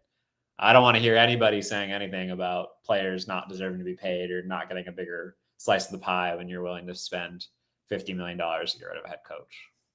Right. The winner is, and I guess James Franklin is not a Jimmy Sexton client, is he, or is he? He is. Okay. Well, then the winner is Jimmy Sexton, because he inevitably has so much influence over these situations because he represents so many. I guess he does not represent Matt Rule. No, I don't believe so. Is what I've heard. But Jimmy, I mean, when he had Saban, he has Sarkisian. He's got, like, when Saban left Alabama, he was running the show on that. Was it I'm trying to remember. This is before I was covering coaching searches like this. When Jimbo left Florida State, did Sexton also rep Willie Taggart? I remember they had the same agent, I believe. And basically, like, as Jimbo was leaving the building, he had Willie Taggart coming in for an interview, and it was basically done at the same time. Like, that's just how these things can go sometimes when you have only a few agents controlling the majority of clients. Yeah, Jimmy Sexton. Yeah, because it was like literally within the same day, like Taggart was on campus interviewing him, and he double dipped with the buyout and then going to Texas A&M, and Taggart was leaving Oregon to go to Florida State. It was that's major college football for you. Unbelievable. All right, Hummer, big week of games in the. We got. Well, let's go Texas A&M at Arkansas. A&M handles Florida at home, no problem. I mean, they pulled away. A&M is a 7.5-point favorite, but they're playing in Fayetteville for the first time in like a decade. Yeah, thank goodness. Like I like going to Jerry World as much as the next person, but that should be on home campuses as good as the environments are for those two schools. Like it's always been weird to me. They played that as SEC teams in Dallas. Well, A&M's got LSU next. Is this a trap game for the Aggies? Does Arkansas have any shot of covering? Literally the first line of my picks with Brad Crawford this week is this feels like a trap game for the Aggies. So I do agree with that sentiment, but I actually picked A&M to cover. I just don't think Arkansas matches up in this game particularly well. Texas A&M has one of the best pass rushers in the country. Arkansas's offensive line, pass blocking wise, has been a bit of a question. Arkansas can't stop anyone. That's been a problem all year. One of the worst pass defenses in the country. A&M has, I think Marcel Reed's averaging like 275 yards per game. Like, they're lighting it up. Two of the best receivers in college football. I know A&M is going to be missing Le'Veon Moss, their starting running back. But I just don't think it's a matchup that goes particularly well for Arkansas. But this is college football, and teams don't always play up to their standards every week. And yeah, I mean, I could definitely see it going poorly for A&M early and Arkansas managing to win this one, but I just think on paper it's an A&M cover. Yeah. Hummer, Ole Miss, and Athens playing against Georgia. Both teams had hard-fought games a week prior. The Georgia game was very weird. A lot of stuff happened in that one. That was the longest 2 minutes ever in that second quarter, but both teams pulled off the victory. Who do you see winning this one? I have Georgia, but I don't know how y'all feel about it. That's one of the weirdest lines of the week to me. Like, I don't see Georgia being 7.5 points better than Ole Miss. Like, Georgia started slow in every single game it's played this year, first of all. Like, just so slow. And Georgia has legitimate questions on the offensive line, so many injuries there. The defensive front's not creating pressure the way it used to. Like, I think Ole Miss is going to be able to move the ball. I think there's a lot of value there with Ole Miss personally. I'm not picking the upset because I think Georgia's just a little bit better, but that's one of my favorite covers of the week. Ole Miss plus 7.5. Yeah. That is high. But Well, you've got LSU at Vanderbilt, and this game is huge because if Vanderbilt wins it and Vanderbilt is favored by 2.5, man, Baton Rouge is gonna fall apart. What do you see happening in this one, Hummer? Yeah. I mean, it's going to be a long week in Baton Rouge if LSU loses this game. But I have LSU winning. It's kind of a stubborn pick, to be honest with you. LSU is my preseason SEC champion. I don't feel great about that at this point, even with LSU only having one loss. But like, this is a game they have to have. Vanderbilt has an area of weakness, it's two things. One, it's their offensive tackles in terms of holding up and pass protection. That's mitigated by how well they run the ball and how good Diego Pavia is getting out of pressure situations. But like, that is a weakness. And the secondary for Vanderbilt has been just okay all year. On paper, like, LSU should be able to handle that. They have one of the better pass rushes in the SEC. And they have a really deep group of receivers and a guy in Garrett Nussmeier who was talked about as a first-round pick coming of the year. The problem is Garrett Nussmeier's looked terrible like the last month. And I don't know if I trust him to make the right decisions and take advantage of that this week. That's a lot of like reasons why I think LSU might struggle. I still picked LSU. I don't feel good about it, but I just think on paper, like, this is a game LSU should win, but Vanderbilt's just like such a well-coached team. It doesn't tend to make a lot of mistakes. It could be a very close game. Yeah. Hummer, you got Tennessee going against Alabama. Ty Simpson has been really good this season. It was a tough one, though, playing against Mizzou this past weekend, but they pulled it off. Who do you got in this big-time SEC battle? That's a quick question. I picked Alabama to cover, to be honest. I think Tennessee's a team I've always been a little leery of this season. I just think they have so many questions in their secondary and their ability to stop people. And Alabama is the most talented team Tennessee's played this year, including Georgia. As long as Ty Simpson takes care of the ball, which he has all year, I think Alabama is going to win this game. I know it's a rivalry. I know Tennessee's going to put up points, but like, I just trust Alabama a little bit more at this point. And plus, like, if you're Tennessee, like, you've had two areas of big weakness this year. One is the pass defense, but I think that's more of a symptom of their inability to stop the run. It's been a problem for Tennessee all year. And like, the one area Alabama struggled is a consistent run game. We saw that come back a little bit last week. They ran the ball a little bit better at Missouri. And if you get right against Tennessee in terms of the run game, like, I think that offense is going to march down the field a lot of the time. And I do like Alabama. Well, you got Mizzou at Auburn, and Auburn, this Hugh Freeze feels like the next coach who's about to get fired because he picked the wrong quarterbacks, Hummer. What do you see happening in this one? Mizzou at Auburn, Auburn favored by 1.5. I mean, this game goes one of two ways. Like, when I was looking at it, I was kind of just tempted to pick Auburn because they're due. Like, that team's too good to keep losing the way they are. But a commonality with Auburn is they make mistakes when they shouldn't, and they kind of shoot themselves in the foot over and over again. And Missouri doesn't do a lot of that. I will say the one advantage Auburn has in this game is Missouri is so reliant on the run, and Auburn is one of like the 5 best run defenses in college football. That's a huge advantage for them. And as long as they can create a semblance of offense through the air, like, that means Jackson Arnold having to throw the ball and do so consistently, which shouldn't be a problem when you consider how good their receivers are, but that's another topic for another day.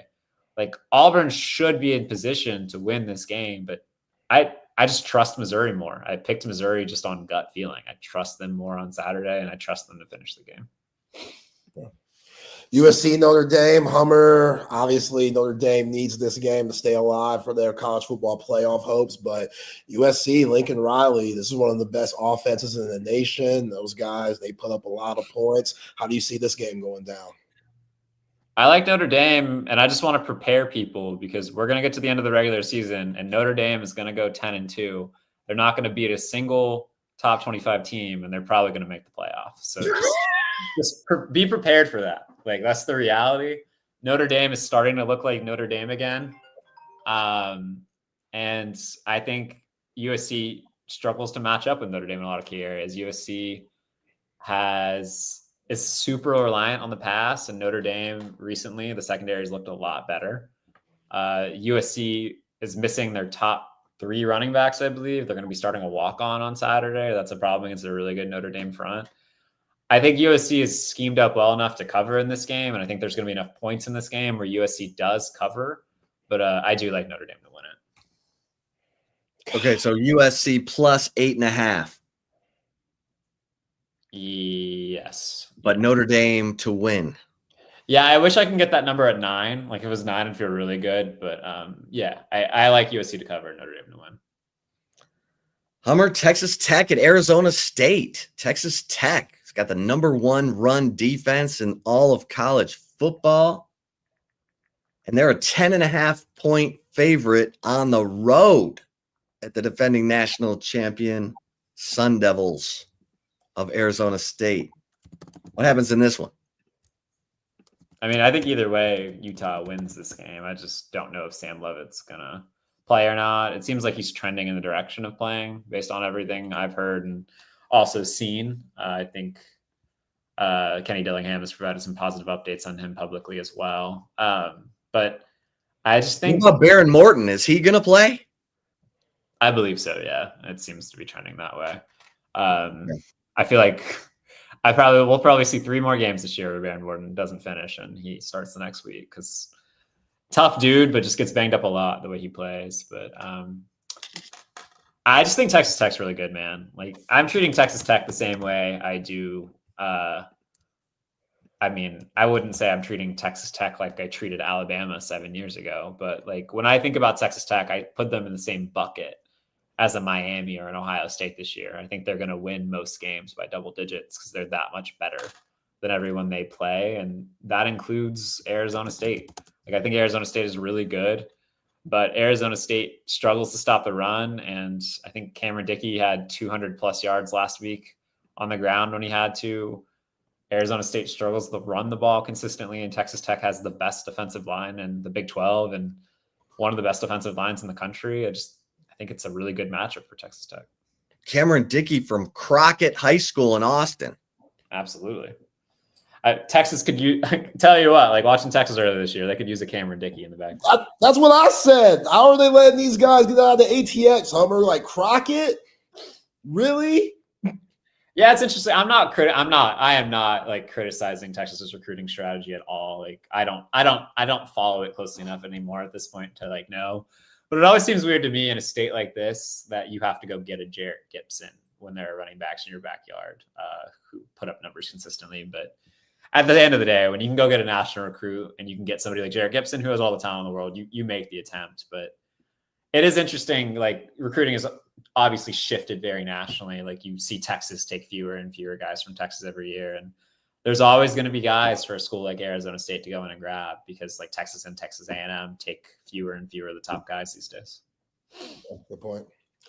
Hummer, Indiana, man, they are rolling. If you look at their schedule after them beating Oregon in Autzen Stadium, they got Michigan State this week, then UCLA, Maryland, Penn State, Wisconsin, and Purdue. I don't know how they messed this up on the way to Indianapolis for a Big Ten championship chance, which most likely will be against Ohio State. Are they as good as they're showing, or is it just a light schedule and, you know, maybe they got lucky against Oregon, who might not be as good as we thought?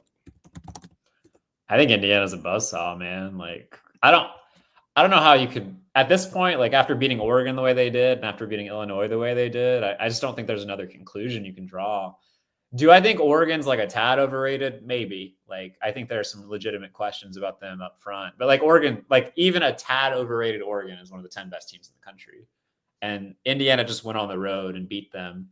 And probably would have beat them by more if Fernando Mendoza doesn't throw that really bad interception he did in the fourth quarter of that game. I have no questions about Indiana at this point. Like, they have a potential first-round quarterback. They have really good skill talent. They've got an excellent offensive line. They produce more pressure than almost anybody in the country. They have one of the best run defenses. Like, this is a legitimate contender. And I think I'm writing about this week, like the idea of parity in college football and how rev share and the transfer portal have kind of flattened the top of the sport and kind of raised everybody else up. If you look at the power ratings, like Indiana's not that far away from Ohio State right now. And I think Ohio State's the best team in the country. Like, I legitimately do not think there's a big difference between Indiana and the other top contenders. Same thing with Texas Tech. I think both of those teams are legitimate. Yeah, and look at Cignetti. He went and got Curtis Rourke from Ohio and Fernando Mendoza from Cal. Meanwhile, James Franklin's going down the bottom of the ocean with Drew Aller. Yeah, I don't know who Fernando Mendoza's brother is on Cal's roster and was before Fernando got there. I don't know who recruited Fernando Mendoza's brother ahead of time. I don't know if that was the previous staff or that one, but like, shout out to them because they helped make Fernando Mendoza to Indiana happen. That's going to be one of the more consequential moves in the season. Hummer, the game of the week, SMU at Clemson. It was last year. Clemson favored by 9.5. Oh, the Mustangs. Do they have a upset in them? Clemson's favored by 9.5. 9.5. That's in shocking. Death Valley. Wow. Well, in all fairness, like even at this point in the season, like preseason expectations are baked. It's our recruiting rankings are baked into it, but I am shocked to hear that number be so high. I mean, I would pick SMU to cover all day on that one. I don't know. Like, I think Clemson's coming off a bye, right? Like, they had last week off. So did SMU, I believe.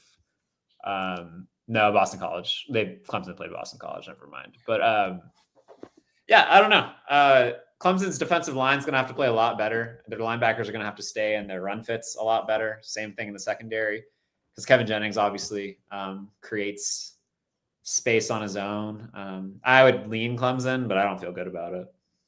Yeah. Okay. Do you think this 5-5 model is going to happen? You mean for eligibility? Yeah. Eventually. I don't know if it'll be this year. There's been a lot of conversation that they could take up a vote on it soon, but I don't know if it'll be this year. But yes, eventually I do think it'll happen. If it's going to happen this year, it needs to happen soon. What do you think are the pros and cons of that? Pros, everybody gets 5. You don't have any more redshirt questions. I think if you look at studies about how long it takes somebody to get a degree, a lot of times it is 5 years. So it makes that path for the student athlete easier. I think it hurts high school recruits a lot, especially high school recruits in whatever class preceded the 2 classes before. It could have a considerable impact on them because less of them are going to get signed than in previous years. I think that's kind of the big negative with it. There's also the legality of it, not like in terms of like, is it okay to do or is it not? But you're going to, as soon, whatever year they implement that or whatever class they implement it is, whatever class came before that is going to be pissed off and you're going to see lawsuits saying they should have another year. And I don't even know the like statute of limitations on that. Like, what's to stop a 32-year-old from saying I should have had a 5th year in college and going to sue? I don't think that would hold up. But there is that element of things to consider. And that's, I know, been a hesitation for administrators and presidents as they weigh this issue. Well, Zay, you got one more? Yeah, Hummer. Just looking at Oregon State, who's over, like to follow former Texas players that have transferred, and Malik Murphy, he's really struggling with the Beavers. What's going on there? I mean, Oregon State's a difficult job at this time. They spent a lot of money in kind of a bad way trying to remain competitive after Jonathan Smith left, after the breakup with the Pac-12 happened. Like, we're only like 3 years removed from Oregon State like being a legitimate part of the Pac-12 conversation, and the wagon's just kind of fallen off. Like, it's like that GIF with the Oklahoma Sooner schooner that one time where it fell at the Cotton Bowl. Like, that's kind of what I think about One of the Oklahoma. great gifts of all time. Yeah, I mean, not commenting on whether it's funny. It was very funny. But anyway, Oregon State's just in a tough position, man. Like, I think in the new Pac-12, they're going to be middle of the road in resources. It's a he said, she said thing with the athletic director and Trent Bray about like what happens. Some would argue institutional support. Some would argue Trent Bray was a little in over his head. Either way, it's a very tough job. And I would expect them to go with an experienced head coach next, but they'll probably have to go from the FCS ranks because I don't know if they're going to be in a position to hire somebody with significant head coaching experience outside of that area of the country. Is Duke the second best team in the ACC? No, I think it's probably Virginia or Georgia Tech. I could see an argument for Louisville. We'll see. I think Duke just doesn't get enough stops to be the second best team in the ACC. Ironic given Manny Diaz is their head coach, but they have a really good pass rush. Their secondary just kind of gets beat up, and part of that's tempo. Like Duke plays with an extremely high tempo. Like Darian Mensah throws the ball all the time, but they're a dangerous team. I don't think they're the second best team in the league. All right, Hubbard, last one. Oh, sorry. Go ahead, Chip. Well, I was just going to say, is A&M the best team in the SEC? They would be. I don't know. I don't know who the best team in the SEC is. I would put them in the top three with Alabama and Georgia right now. But I don't know. I mean, Ole Miss is going to have a say. LSU could have a say. Like Vanderbilt could have a say. Texas could have a say. Oklahoma could have a say. I still think they're legitimately, well, maybe not Oklahoma. I think they have too many questions. I think they're legitimately like, in Missouri, like they're legitimately 7 or 8 teams in the SEC. I think still have a chance to make it to Atlanta. With you saying that, Hummer, out of the Power 4 teams as of now, this is my last question, by the way. How many teams from each conference as of now make the college football playoff? SEC, Big 12, Big 10, ACC. We submitted our second chance picks this week. I think that ran at CBS today. I had 4 SEC, 3 Big 10, 1 ACC, 2 Big 12, 1 independent, and then 1 group of 5 team get in. Yeah, man. 1 ACC? I had Miami. I don't think another ACC team gets in. Yeah. I had Utah getting in from the Big 12 along with Texas Tech. Okay. Hummer, great stuff, man. Great conversation. Look forward to it every week. Absolutely, guys. Talk soon. I'm going to go find me a Dubai funnel cake real quick if I can. So. Yeah, man. Order that thing on Amazon. Yes. All right, y'all. Later. Appreciate you, Hummer. Right. There he is, hole-in-one Hummer. National college football guru for CBS Sports, 24/7 Sports. All right, good stuff. Let's get a couple mentions in here, and then let's get on with the commentary. Hey, when you're ready for the big screen of your dreams, AV Consultations, baby. Our man, Tom McKay. Look, he's going to bring you the best price on big screens, so you don't need to go out, shopping, lugging 80-inch TVs around in your truck, punching holes in your drywall. Just call 255-8678. Let Tom and his crew bring everything to you. Maybe you're planning ahead a little bit for Christmas or something. What a great Christmas gift. Just call 255-8678 and let Tom and his crew bring everything to you. If you need, they can do everything for you. Full-blown man cave, media room. They're going to get you the surround sound. They can do surveillance, electronic shades, new lighting. avconsultations.com or call 255-8678. Hey, cover 3. We are at midweek, all-night happy hour, happy hour 3:30 to 6:30 every day, and all-night happy hour on Mondays. But don't forget about brunch on the weekends, the breakfast quesadilla. So good. The muffin tops not the whole muffin, just the top, just the best part. And the do-it-yourself Bloody Mary bar. You like shrimp and bacon in your Bloody Mary? You got it. Get over to Cover 3 Anderson, Cover 3 Round Rock. You might see Tiger Brown hanging out there behind the bar at Cover 3 Anderson. Check it out. Great food, great vibe, and a great place to hang with your friends and watch your favorite team. And hey, for my guys who are snoring, take advantage of this incredible partnership we have right now with the Sleep Cycle Center. You got 2 locations in Austin, Lakeway and the Arboretum, and you've got Dr. Chad Denman, who's dedicated his life to treating sleep apnea, which is a lack of oxygen while you're sleeping. It's scary stuff. And he's got the best technology to detect sleep apnea and the best treatment options, from oral appliances like I have a mouth guard that holds my lower jaw open so I get that oxygen while I'm sleeping, to surgery. And our partnership right now with Sleep Cycle Center, you go to sleepcyclecenters.com, tell them Texas Sports Unfiltered sent you. They're going to take $100 off your sleep study. So you'll get all the answers you need. And the remedies, and the person who sleeps next to you will thank you. Just go to sleepcyclecenters.com and tell them Texas Sports Unfiltered sent you. All right, Zay, for the chip shot today, I got to say, I was rewatching the Texas OU game. And first of all, Quintravian Wisner, great job. I mean, that guy was making the most out of his rushing attempts, making guys miss. Just did a great job in that game, running the ball, catching the ball. And that's the Quintravian Wisner who we saw at the end of last year when he delivered big time with 26 carries against Kentucky and then 33 carries against A&M.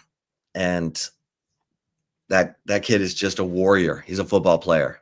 And that you love that because he just delivered. And the offensive line has got its struggles. They've got struggles. I mean, Steve Sarkisian was asked today about Cole Hudson, how he's performing. And Steve Sarkisian, talked about, I think this group in its entirety, and it sure sounds like they're sticking with Nick Brooks at left guard. And Nick Brooks showed you some things in that game. He showed you some tough things and he showed you some good things. But the guy was looking for contact. I mean, if he passed a guy off, he was looking for the next guy to go pop. And you got to have that. I mean, you've got to have that. You got to love, like Dan Neal said, you got to love legalized fighting for 3.5 hours. And you got to bring it every snap. But Sarkisian said that the totality of those 5 working together should get better. And look, Arch Manning's making some plays with his pocket movement, his ability to slide and get into open space, extend plays, and throw on the run. I mean, he might be the best throwing on the run. Okay, let me rephrase that. He's showing signs with his ability to throw on the run that remind me a little bit of Colt McCoy in 2009, when Colt was playing behind a mid offensive line, but was so good at getting out of the pocket, throwing on the run. I mean, I need to break this down, but Arch might be more accurate on the run than he is from like a 3-step drop in the pocket. Right.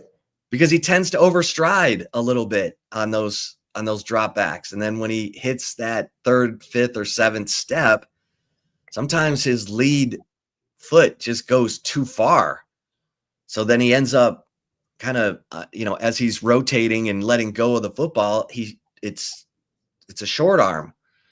But look, he's playing a lot better, and he is super accurate on the move to his left, to his right. That helps. But these guys got to be able to run the football. And, what they did against Oklahoma was impressive. They got to do it every week now. This offensive line has got to get better. They've got, like I said, the OU game has to be the floor, the new floor, and it has to go up from there. It can't look like it did against Florida ever again, or they're done. So, and again, Steve Sarkisian, you went to the short passing game, get the ball out of Arch's hands. That certainly helped, because if they go back to the slow developing stuff, and then you better have some checkdowns available. Because you go back and watch the Florida game, the checkdowns weren't available. Against Oklahoma, when they ran the deeper routes, the slower developing stuff, they had Wisner right there for Arch to drop it off. I don't know what they were doing against Florida. Like, where was the check down? So, and I know they were trying to max protect and stuff, but you still got to have a guy who can slip out and just catch a little drop down, because those turned into some big plays for Texas. Wisner had a big third down pickup on one of those little drop down passes. So I think there's reason for excitement, because you are seeing improvement from Arch. You're seeing improvement on the defensive side from a guy like Colin Simmons. You're seeing a lot of improvement from Hero Kanu. Hero Kanu is playing a man's game out there. I mean, he's controlling two gaps at times, Cole Brevard. So there's reason for excitement, but now you've got to see it carry over, and it's got to build from here.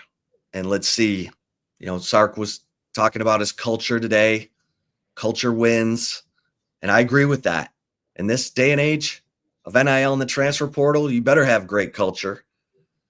So let's see if Texas can build on what they were able to do last Saturday, going on the road, and then they got to turn around and go back out on the road against Mississippi State. So this is an exhausting month for Texas. And this is when they need to be at their best. And they should have gotten enough positive juice out of that win to be yelling and screaming at each other to hold each other accountable, and no one relaxing and saying, oh yeah, now it's time to put my warm-ups on and go down to 6th Street and tell all the ladies how great I was against OU. No. I mean, do what you got to do, but make sure that you're locked in on football. Yeah, please. Because I don't know how, the running back situation, McGowan, feel like he's going to be available. The dude runs hard. They want to run the football, but yeah. That's a real question, though, because we talked to Cole Park, who covers Kentucky for the 24/7 site, and he's not sure that Seth McGowan's going to play. McGowan's legit. He's good. He's good. Yeah. And if he's questionable, we'll see on the injury report tonight. Do you remember him at OU? I don't remember him. He's a OU transfer. I don't remember him there at all. Yeah, he was young, and they had a couple backs who were ahead of him. His names escape me. And I think he just, when they started changing coordinators, I think he was like, yeah, I'm out. So, yeah, he's productive back. Yeah. I'm not sure he's playing, though, so we'll monitor that tonight. I get why he ain't playing. That dude run crazy. Like he got a little Camp Scalaboo in him.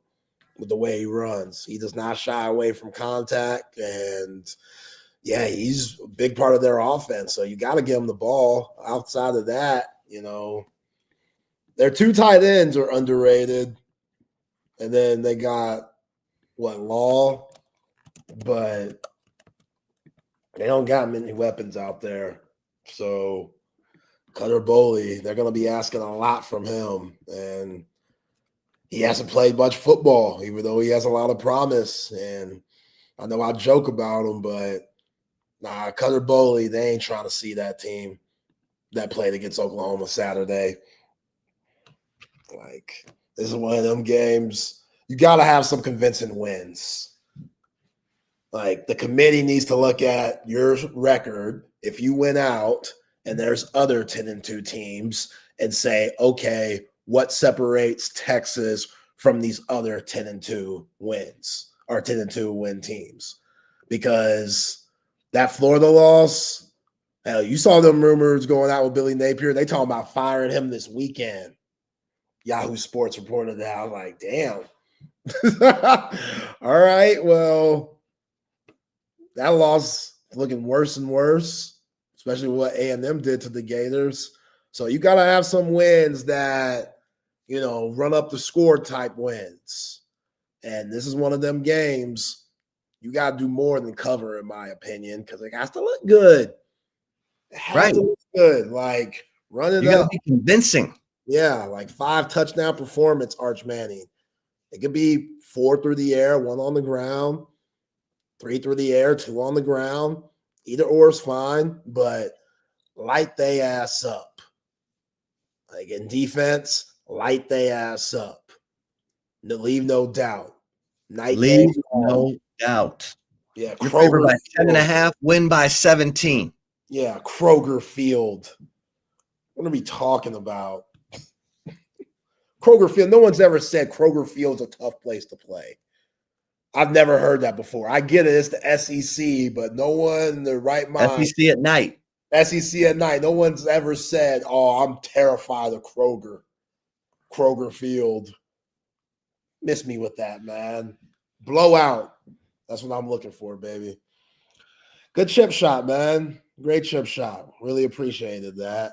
Let's get to the right call because we got some petty stuff out here for Chip and the rest of the folks. Before that, though, shout out to Covert BK, family owned, operated. They're the best in the business. I mean, come on. I can tell you myself because I'm a Covert Bee Cave customer. My wife is a Covert Bee Cave customer, and we love our Buick Encore GX. It's spiffy in every which way possible, and you could be like us, new, pre-owned, it doesn't matter. Covert Bee Cave, they will find something exactly for you, exactly for your family or someone in your family that needs a car. You ride around in that old school beat up used car that's got just way too many miles on it, and you're just worried about change. Change is good sometimes. Covert Bee Cave will let you know change is good. So if you want to see what kind of change you could possibly have in the future, go to covertbeecave.com and see all the latest specials and inventory. My man Daniel, Marcus, Jerome, and the rest of the crew will take care of you. No sleazy car salesmen. They will go at your pace. So check out Covert Bee Cave. Nobody beats a covert deal. Not now, not ever. All right, Chip. Well, Halloween is right around the corner. Are you a big Halloween guy? I feel like you're a big Reese's guy like me when it comes to Halloween. But yeah, I mean, how's the whole tradition of the holiday? I love the candy. Okay. You and Eleanor, y'all dress up matching costumes? I feel like I've seen a photo before. No. Maybe that was her birthday or something. It was a theme, but yeah. And since COVID, the trick-or-treating has been weird. Really? Yeah. So we get like a bunch of early trick-or-treaters, and we're just off a busy street that everyone loves to trick-or-treat on. So yeah, y'all got a good street. Everybody's like up on, the main street trick-or-treating. But I'm not a huge Halloween guy, but I mean, if there's a party, I'll go. Yeah, I'm all about a Halloween party. Get dressed up. Elle, my adorable wife, has a Mark Sanchez jersey from way back in the day. And she's like, I got to find that thing because that's going to be a good Halloween costume this year. Yeah, bloody it up a little bit. Yeah, bloody it up. Have, in the abdomen area. Yeah, get some 69-year-old guy sticking a knife in her, Oh, man. Yeah, that's going to be a hit. Y'all should definitely run with that. But folks are already celebrating with the decorations. And shout out to CB, best voluntary producer of all time, who sent me this, the Bill Belichick, Jordan Hudson decoration outside of somebody's house, where you got Bill as a skeleton and Jordan as a skeleton, all dressed up, looking the part. This is good. This is good. I'm not gonna lie. That's funny. Got the Tar Heel visor on, the clipboard, the Tar Heel hoodie on. I love the knee-high boots on. Yeah, the knee-high boots on Jordan Hudson. Jordan Hudson. Flawless. The skirt. Yeah, she's kind of has her arms around Bill, like she's suffocating him a little bit. I like it. I like it. I wish things were going better for Jordan and Bill, but apparently, all the blame is going on to his GM, Mike Lombardi. Yeah, they're blaming him for not knowing what the college market, not knowing how to be a college GM, and screwing up all their, recruiting. And so now apparently they're going to get that fixed. That's what they're selling to the North Carolina masses. That's we how screwed up. I knew it wasn't Bill's fault. I knew it wasn't. It had to be somebody else's fault. Like, I knew it was Jordan Hudson's fault. She's a saint. It had to be somebody else's fault. The GM put it on him. Sorry. I don't make the rules. That's just how it happens. Yeah, Bill ain't going to take that. Yeah. All right. So defensive tackle for Oklahoma, Dominic Williams, was interviewed this week getting ready for their game in Columbia, South Carolina against the Cox. And they asked him about bouncing back after Texas. And Dominic said, we truly beat ourselves. They have great athletes, very talented. But at the end of the day, I feel like we just beat ourselves, to be honest. I mean, that's what you have to say, right? You can't just say Texas beat the crap out of us. They're better. We weren't prepared. Our quarterback's a fraud. Our defense might be a fraud. Our coach just gets absolutely beasted by Steve Sarkisian almost every single matchup they have. He couldn't say all those things. So, Dominic Williams, I have no problem with what you said, bro. I don't have any problem with what you said, man. Lie to yourself. Yeah, if you got to lie to yourself to make you sleep better at night, to get that good REM sleep, kudos to you, brother. All I got to say is this schedule that y'all got, all right, because there's a lot of teams that you might be saying we beat ourselves to once the season ends. You dig? So, all right, Dominic Williams, you can play coy all you want, but we all know what happened. One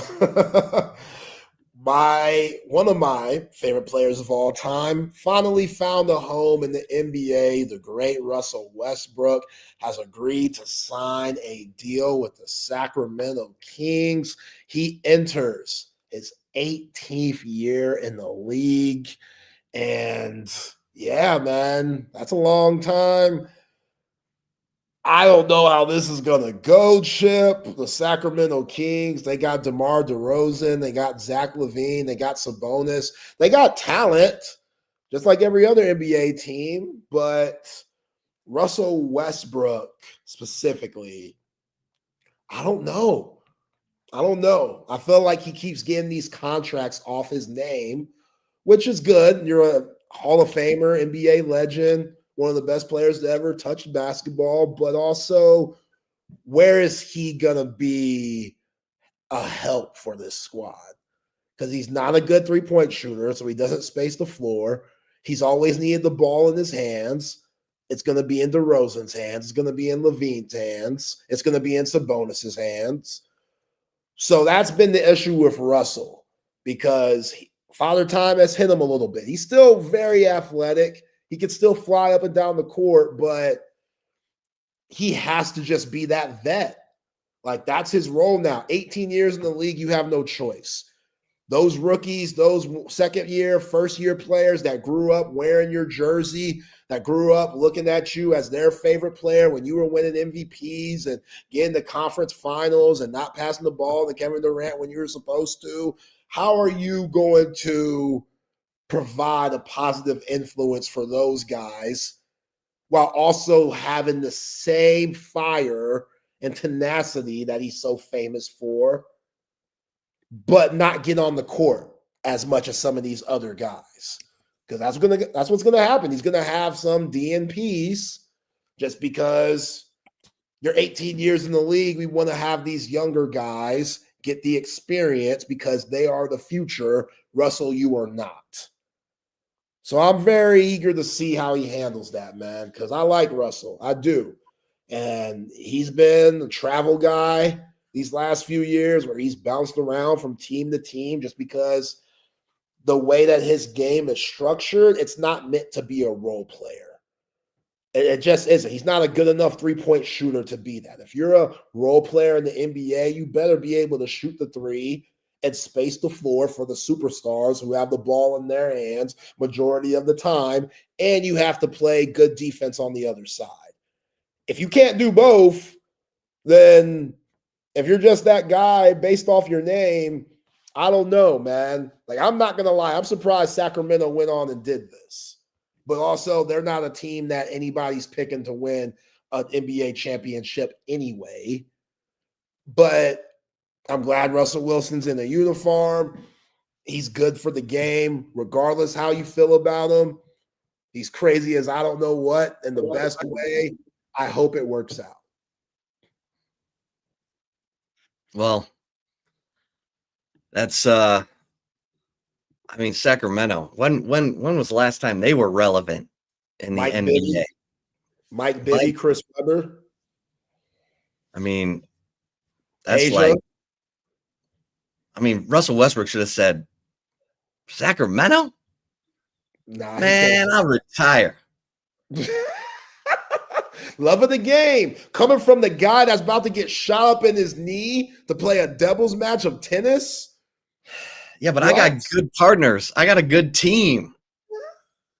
I mean, should he go over to China or something? Is there better money there? I mean, if it's just about money. It can't be about money. Right. It can't be about money. The guy's made $400 million in his NBA career. Yeah, it can't be about money. $400 million.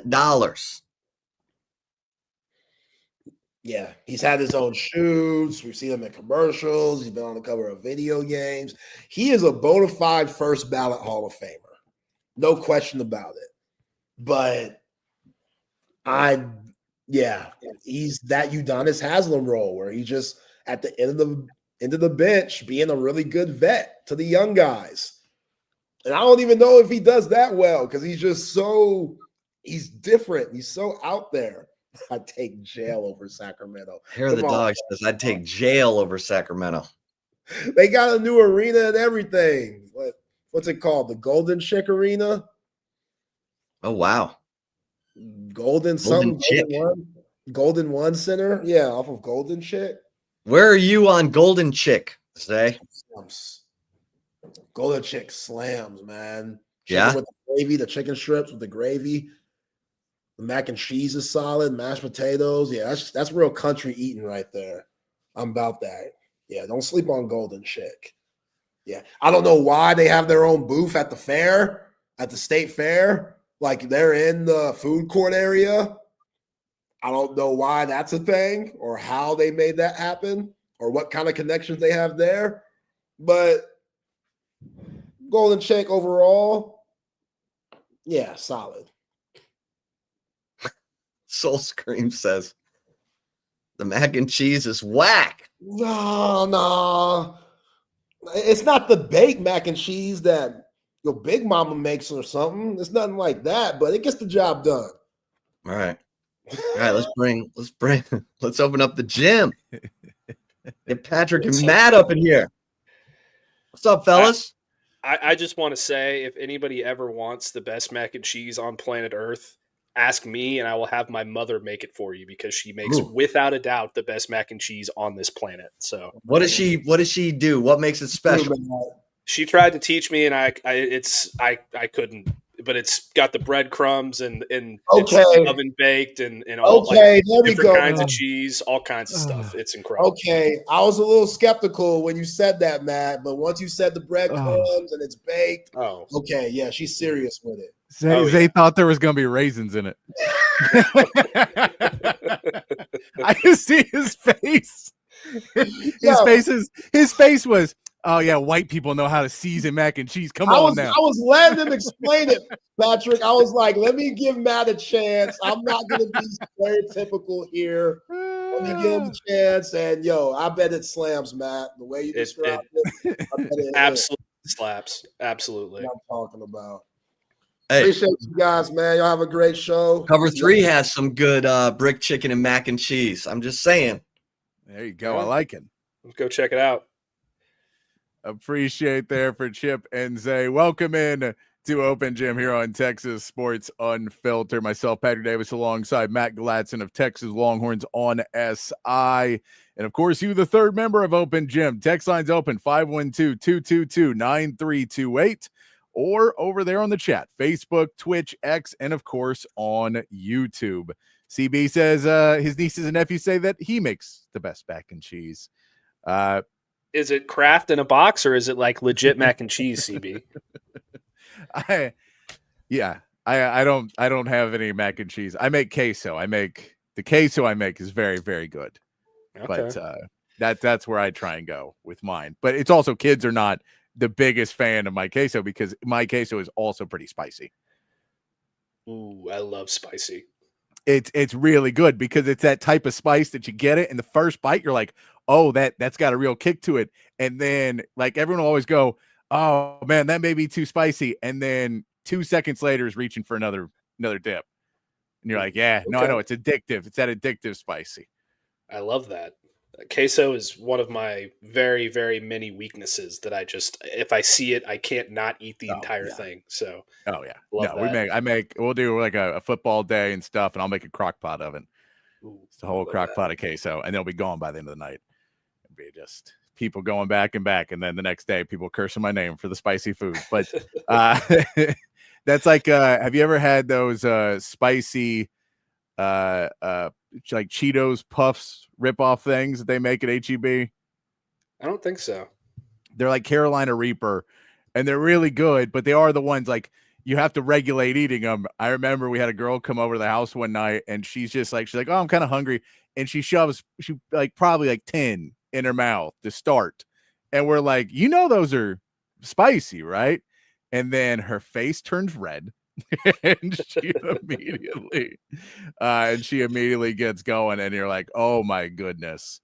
It was quite a funny moment to see for someone to just be like, well, it's fine. I mean, they sell them at the store. They're not going to be deadly, so don't worry about them too much. And shout out to the Sooners trying to ruin the chat. Y'all still got a good weekend. You got a good season ahead of you. Like going for you. I don't think they're going to make a bowl game, but that's just me. I think they'll make a bowl game. They're going to win at least 2 more games. I think they'll win 3 more. I think they're just going to have a rough road. They need to figure out that O-line just like Texas needs to still figure out their O-line. Yeah. Like those things go together. They both have to figure out their O-line. I think that's fair. Husky Center very much on the deep part. We're going to lose every remaining game. Texas O-line's not good either, and we beat y'all. Like, you can win games with bad O-line. You just have to change up what you're doing a little bit. I think that you also have to have a competent quarterback. Mm-hmm. He's taking shots at Mateer. Just taking I, shots. I didn't say anything. I just said you have to have a competent quarterback. I read between the lines, Matt. I read between the lines. I didn't say anything about Mateer. Not today. Not today. Not yet, at least. Not yet, at least. I want to get into Texas basketball. They have their they had SEC Media Days were yesterday and today. Texas spoke, both Sean Miller and Vic Schaefer spoke yesterday. I have a little bit of audio. Vic Schaefer, I can't really play. All his answers are 8 minutes long. He gives really long answers, which are really good answers. And this is no offense to any women's basketball. Women's basketball at the beginning of the season is not quite as fun as it gets because the non-conference for like women's basketball, except for that UCLA game, which we'll talk about when they play UCLA in Vegas, that'll be a fun one. But they should win every one of those games by 60. Like, they're so much better. They're so much better than all these other teams that they're going to play non-con. So they're going to get into it as they continue, as we get further in. Now, Texas men's basketball, they should win a lot of their easy ones as well. But that first game of the year against Duke on November 4th is going to be a big piece for Texas basketball. So we'll get into that. I want to get into a little first look at the Kentucky offense, start to see what Texas defense can do to them, maybe do some mid-season grades since we are 6 weeks into our season. Hopefully not real mid-season, but mid-regular season. Hopefully there's no season for Texas. We also got to do our NFL power rankings, the Jerry Jones hour. Maybe we'll get into some hot seats in the NFL as well. But first and foremost, I did see the article today that have you seen that the transfer portal rules have changed for allowing coaches to be fired easier now and sooner than they were going to be fired in the past? That I have not seen that. The portal will no longer now open as soon as a coach is fired. The portal is now 15 days after a new coach is hired. Okay. So you are not allowed to transfer out until they hire the next guy. And apparently, I don't think you can even do it until January. I don't think they're basically like, you can't, there's no mid-season transfer. Like, we're cutting that all out. They're trying to cut down transfers for almost everything. And so it's like January 2nd through June 30th, I believe. And if your coach is fired in between that time, when they hire the new coach, 5 days after that, you have 15 days to enter the transfer portal. But they are really trying to cut out this coach got fired, reactionary, jump in the transfer portal, and then you got to win me back. Yeah. They feel that. They're just trying to fight every way. Like, they're trying to claw back some of the progress that was made by the players. And so they're freaking out about that. But that is apparently a new one. I'm assuming is starting with Penn State, because I saw that the other schools that have fired coaches already were grandfathered in before this new rule was passed. So every one of them had an opportunity to portal, I assume. But now it is, you are not allowed to hit it until they hire a new coach, which for Penn State, I'm assuming is at the end of the year. Could be. First of all, before I give my take on this, happy belated birthday, CB, best producer in the Austin area, whatever your title is for him, Patrick, the best honorary producer. The best honorary producer in the history of Austin Sports Radio. That's the one. Happy belated birthday, CB. I actually don't hate this, if I'm being completely honest. I think that a kid should get to see who the next guy is going to be, because maybe they like the next guy.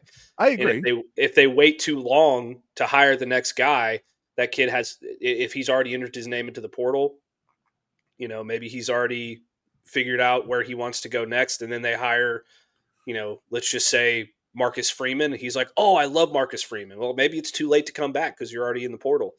Yeah. And Marcus Freeman's like, you already bailed, and I don't want to quit her, or like whatever the scenario ends up being.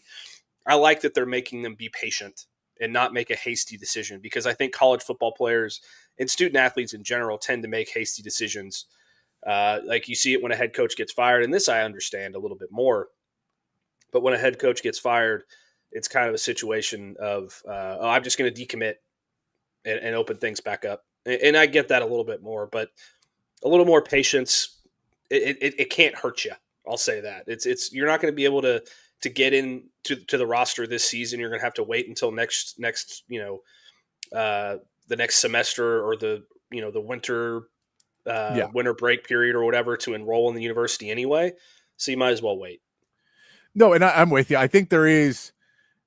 This is also more of a rule, not necessarily fully to hurt the players, which there is going to be the part for the players where they are going to be like, this will start another fight in more lawsuits because people will be like, I should be able to transfer. If I don't get enough snaps on a Friday or on a Saturday, I should be able to transfer on Sunday and enroll in the new school on Monday and play on Saturday. Which is ridiculous. Yeah, I get that, but there are going to be people who believe that. I think that's ridiculous too, and I don't think most coaches would allow that. I think most coaches would be like, "Yeah, let's not do that," because also then you just have someone go, "Here's here's $10,000, transfer over us and give us a playbook." Mm-hmm. Like, just come on over and we'll pay $10,000 to steal their place. But I think that's kind of the bigger place is that for going forward, you have to look at the fact that there's so much tampering going on. And the belief is if like Penn State will already be basically all these players are already going to be talking to other coaches and not coaches, programs and someone associated and somewhere. So, and all they'll already have every decision made pretty much before they hit that portal, whether they are or not. The good players and the players that are bigger names, those ones will already know. So for the most part, you're just kind of trying to cut down on a bit of tampering and a bit of somebody trying to go in and, maybe coerce 15 people or 20 people to leave a team. If there's an Ohio State booster who wants to go in or a Michigan booster or somebody in the Big Ten who wants to go in and try and screw over Penn State and go, let's see if I can get 30 people to leave that team and just ruin them. And we're not gonna take them, but I can lie to them and tell them that we will, and tell them a fake NIL deal and everything else. And there's no restrictions on any of that. So that sounds very Ohio State, if you ask me. It does, but I think there's other teams in the Big Ten who might do that too. But sure. But it does sound like I think Michigan would have a booster or two that would do that as well. Because it doesn't sound like a program would, but a booster definitely would. I guarantee you Dave Portnoy would do it. Yeah. I guarantee you some of these other big Michigan boosters would do it. These Ohio State boosters would do it.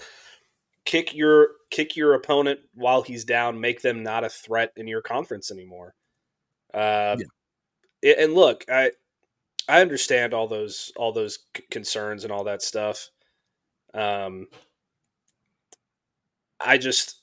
will always be on the side of cautioning patience with these players regardless.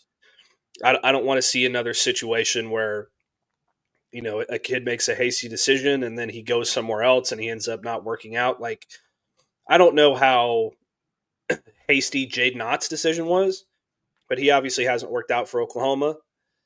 Maybe if he had a little bit more time, I'd have to go back and look at the timeline of that, but just let's say he did make a hasty decision. Maybe he'd want to go back and rethink his options. I don't know. It's because he hasn't worked out there. And that could be the case for any of these Penn State players that hit the portal.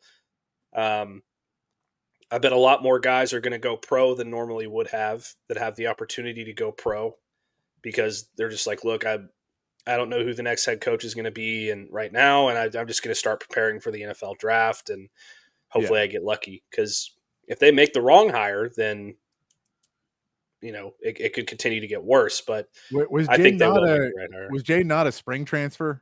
I don't remember. I'd have to go back and look, honestly. I can't remember if he was a spring transfer or not. But yeah, I do think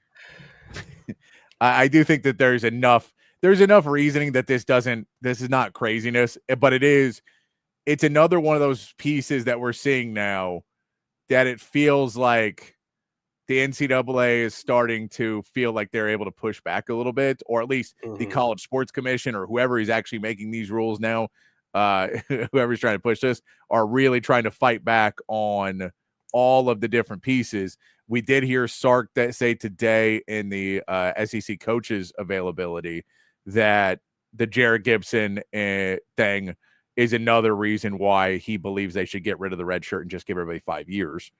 Because he's like, well, now he's basically going to lose a season of practice because he wants to play more games, which I fully understand, but he should be able to still be in our practices and still be a part of the team throughout the year and not burn that red shirt. Mm-hmm. So I think for that one, I think is more of his, where he's like, but Sark's been on that pass before, that he wants to, he wants to get rid of the red shirt and have 5 years. I think most coaches do, because they're like, I just want to play all my guys. Give me a toy and tell me I have to keep it in the box. No, I want to play with all my toys. Yeah, I mean, I completely agree with him, and and the same goes for Will Stone. He's got to preserve this red shirt now so that he can have an opportunity to be a field goal kicker somewhere, and that's pretty unfortunate, because he's a good kickoff specialist, and Texas could have used him for the rest of the year, but he made a business decision, and now he's got to live with it. So it's unfortunate. I think Jarrett Gibson is going to land on his feet once he finds a new spot.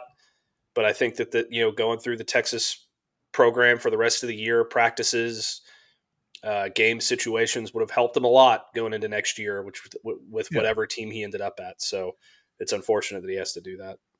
Yeah, I mean, just getting the reps playing against that defense, and maybe not the reps behind that offensive line, but the reps playing against that defense and the strength and conditioning and all of that, when you're getting paid to do that versus what he's going to have to end up doing, which is go pay to do it somewhere else.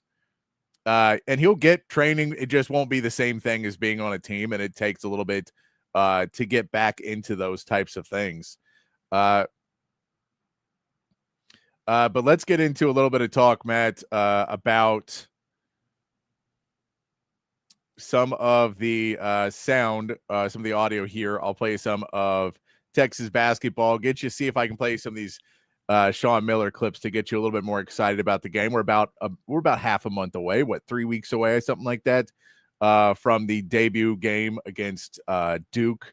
That's going to be in Carolina, I believe, in Charlotte, I think, is where that game is, with this not being written in front of me. I can't remember anything not written down in front of me anymore. But what they're looking at, and one of the things Sean Miller was asked about at the SEC Media Days was about his playing style, and about how at Arizona he was kind of a little bit more physical, a little bit bigger, and then at Xavier he really tried to go for speed, and he was asked to be which one does he want to go with, and playing each way, more physical, more size, or playing more speed. It seems like he is leading speed more for Texas, at least this season. Here's what he had to say about the playing style that he is hoping gets Texas fans pumped up to go watching basketball. Yeah, I mean, that's a very good observation and an equally great question. I think first, philosophically, when I was the coach at Arizona for those 12 years, we wanted to play with pace. We wanted to build an identity through our defense, and we wanted to play together. And some teams played faster than others, but I think the constant was, trying to be a team that was difficult to score against. Had the opportunity to have a year where I wasn't in charge of any team, and it was the best gift that I've received in my career in so many ways. One of which is it really gave me an opportunity to reflect on what are the styles that I hated to coach against. Who are the coaches that you learn to admire the most because they were the toughest to go against and prepare for? And, for me, being in the West, a guy in a program that I admired because of competing for the top prize against them a number of times is Gonzaga. And I think that, not that I just tried to take the playbook of Gonzaga and bring it to me, that wouldn't have worked, but really just try to look and study, playing at a faster tempo, trying to learn from it. And, ironically, Tommy Lloyd, who took over for me at Arizona, was helpful. There's a lot of things that I really doubled down on in the year that I was away from the game to try to learn more about. But to your point, the 3 years that I coached at Xavier, we played at an entirely different pace on offense. It's one that I've learned to enjoy. I think it's the future. And I think that just because, in fact, you're playing at a faster pace doesn't necessarily mean you're going to turn the ball over more or shoot quick every time. It just allows your players to learn and grow through concepts. and to play with pace and force. And I enjoy coaching it. I think fans enjoy watching it. And look, most importantly, I think young people that want to choose programs, I think they want to play in a style that allows them to get up and down. So that's something that we certainly are bringing with us to Texas. In a league, by the way, that has that philosophy. There's quite a few coaches that like to push the ball, which I recognize. So I'm excited about competing against them and also bringing that style here to this conference. So there is head basketball coach Sean Miller speaking about why he wants to play fast. If you watch the NBA at all, the Pacers are a brand of playing very fast basketball, where it wasn't always necessarily a shot every 10 seconds. It's not the Mike D'Antoni, 8 seconds or less offense from Phoenix back in the day, where you wanted to be getting the ball up really quick, but it is about getting mismatches on the offensive end. So their defense is completely offset. You're trying to get the ball down, trying to see if you get an opportunity early, trying to get them to run, making sure you have a little bit more depth, which Sean Miller has added more depth to this team, trying to keep your guys running and keep them not being able to play as big of basketball, because if you're able to run, then they can't necessarily put in a big old 7-footer who can't run up and down the court. There's a lot of benefits to it, and I do agree too. I think that there's a lot of young players in today's game where it is more athletic based than it was in the 90s and early 2000s, and now it's so much more of a, you wanted Dalen Swain is so much more effective because he is someone who can run and jump and make big cuts at a bigger size. That faster play style is something that's really entertaining to watch. But on the flip of that, it's difficult to get that going always and not turn the ball over a lot and not make a bunch of mistakes early in the season. So it could be a tough beginning to trying to speed it up. I imagine in that Duke game, they may not do it as much, but then once you see them start playing some of the non-conference games, they'll really start getting into it. Well, yeah, I mean, I think that one of the things that can draw exciting players to your program is that you play a different kind of basketball that's faster and more exciting. I mean, I'll kind of throw it back to you for some kind of context on this, though, Patrick. Like, how many teams in the SEC play with that kind of pace, in that kind of in that kind of style? Because it seems to me like a lot of them value slowing the ball down and having big guys down low, like in Auburn or Tennessee or something like that. And it could give Texas an advantage in a sense of like, we're not going to play your game, you're going to play our game. Now, obviously, that would be very dependent on whether or not they can control the pace of the game, which isn't always a guarantee for sure. I mean, it can be a very difficult thing to do, but if you can do it, then you can take some of the best players in this conference out of the game altogether. Yeah. So I two examples I give you. I think Florida plays pretty fast and Alabama definitely plays fast. So two of the more exciting, really good teams in this conference play faster basketball. And the key again is not get the ball down and immediately do something, but it is get guys set up, start moving, get the movement going. Don't let the other team come back after a made basket and rest. And again, the Pacers are the example that I think is the easiest example for most people to get, because Tyrese Halliburton is so good at that, of being able to get an entry pass after a made basket, and you're already ready to shoot on the other end before most of their team is even back in defensive stance. So I think that kind of thought is, let's get them off their feet. Let's not let them get set and keep them uneasy. It's kind of like in football when you talk about doing a no huddle. A no huddle doesn't mean you have to snap the ball right away. Mm-hmm. It just means you get to the line quicker. So I think it's more of that concept of let's go. And then let's not try and rush that. Let's not make bad passes. Let's not take bad shots, but we just try and speed up the game a little bit more. And the process of, we will get more better shots if we do speed up the game. And then sometimes you slow it back down a little bit, and you don't get stuck in so much of where so much of the game, like last year for Texas, so much of the game was in transition because they couldn't get the ball out fast enough in the half court. And when they played half court, they slowed it down a lot. They didn't really have a competent point guard. Still don't know if Simeon Wilcher is going to be the guy or not, but I don't know if they have that guy yet. I think Jordan Pope may be more effective in this, though, of here's a ball, pass, 2 dribbles and pass. Mm-hmm. You know what I mean? Like get the ball, get it down, and then get the ball up court. And it's going to be quicker if you pass it than if you dribble it. He may be more fitting into that offense. So we'll see that. I'll play you one more clip before we move on to look a little bit at this Kentucky team to try and stay on schedule a little bit more. But I want to play you one more clip that I thought was an interesting one just because of what Texas is. And this is Sean Miller was asked, how does it feel going to a football school? He coached at Arizona for a long time. He coached at Xavier for a long time. So they're not football schools. Arizona is definitely a basketball school. And so coming to Texas, you have the question, what is it like to go to a football school? And are you okay? How do you deal with understanding that you are kind of in an uphill battle to make your sport matter more? I liked his answer. Here's what Sean Miller had to say. Yeah, the way I would answer that is, look, I watched the Red River rivalry against Oklahoma like everybody else in Texas and in Austin, Texas, and watched every play and was just thrilled that they played the way they did and won that victory. And I've attended every home football game. I've got to know Steve Sarkisian in a quick way. He's a wonderful guy and has gone well out of his way to welcome me. But the one thing, Myron, that you learn very quickly at the University of Texas is you name the sport, they're trying to win the national championship. I go to watch a women's volleyball game. Jared Elliott's the coach, and they're right there. They have an amazing team. It's packed, by the way.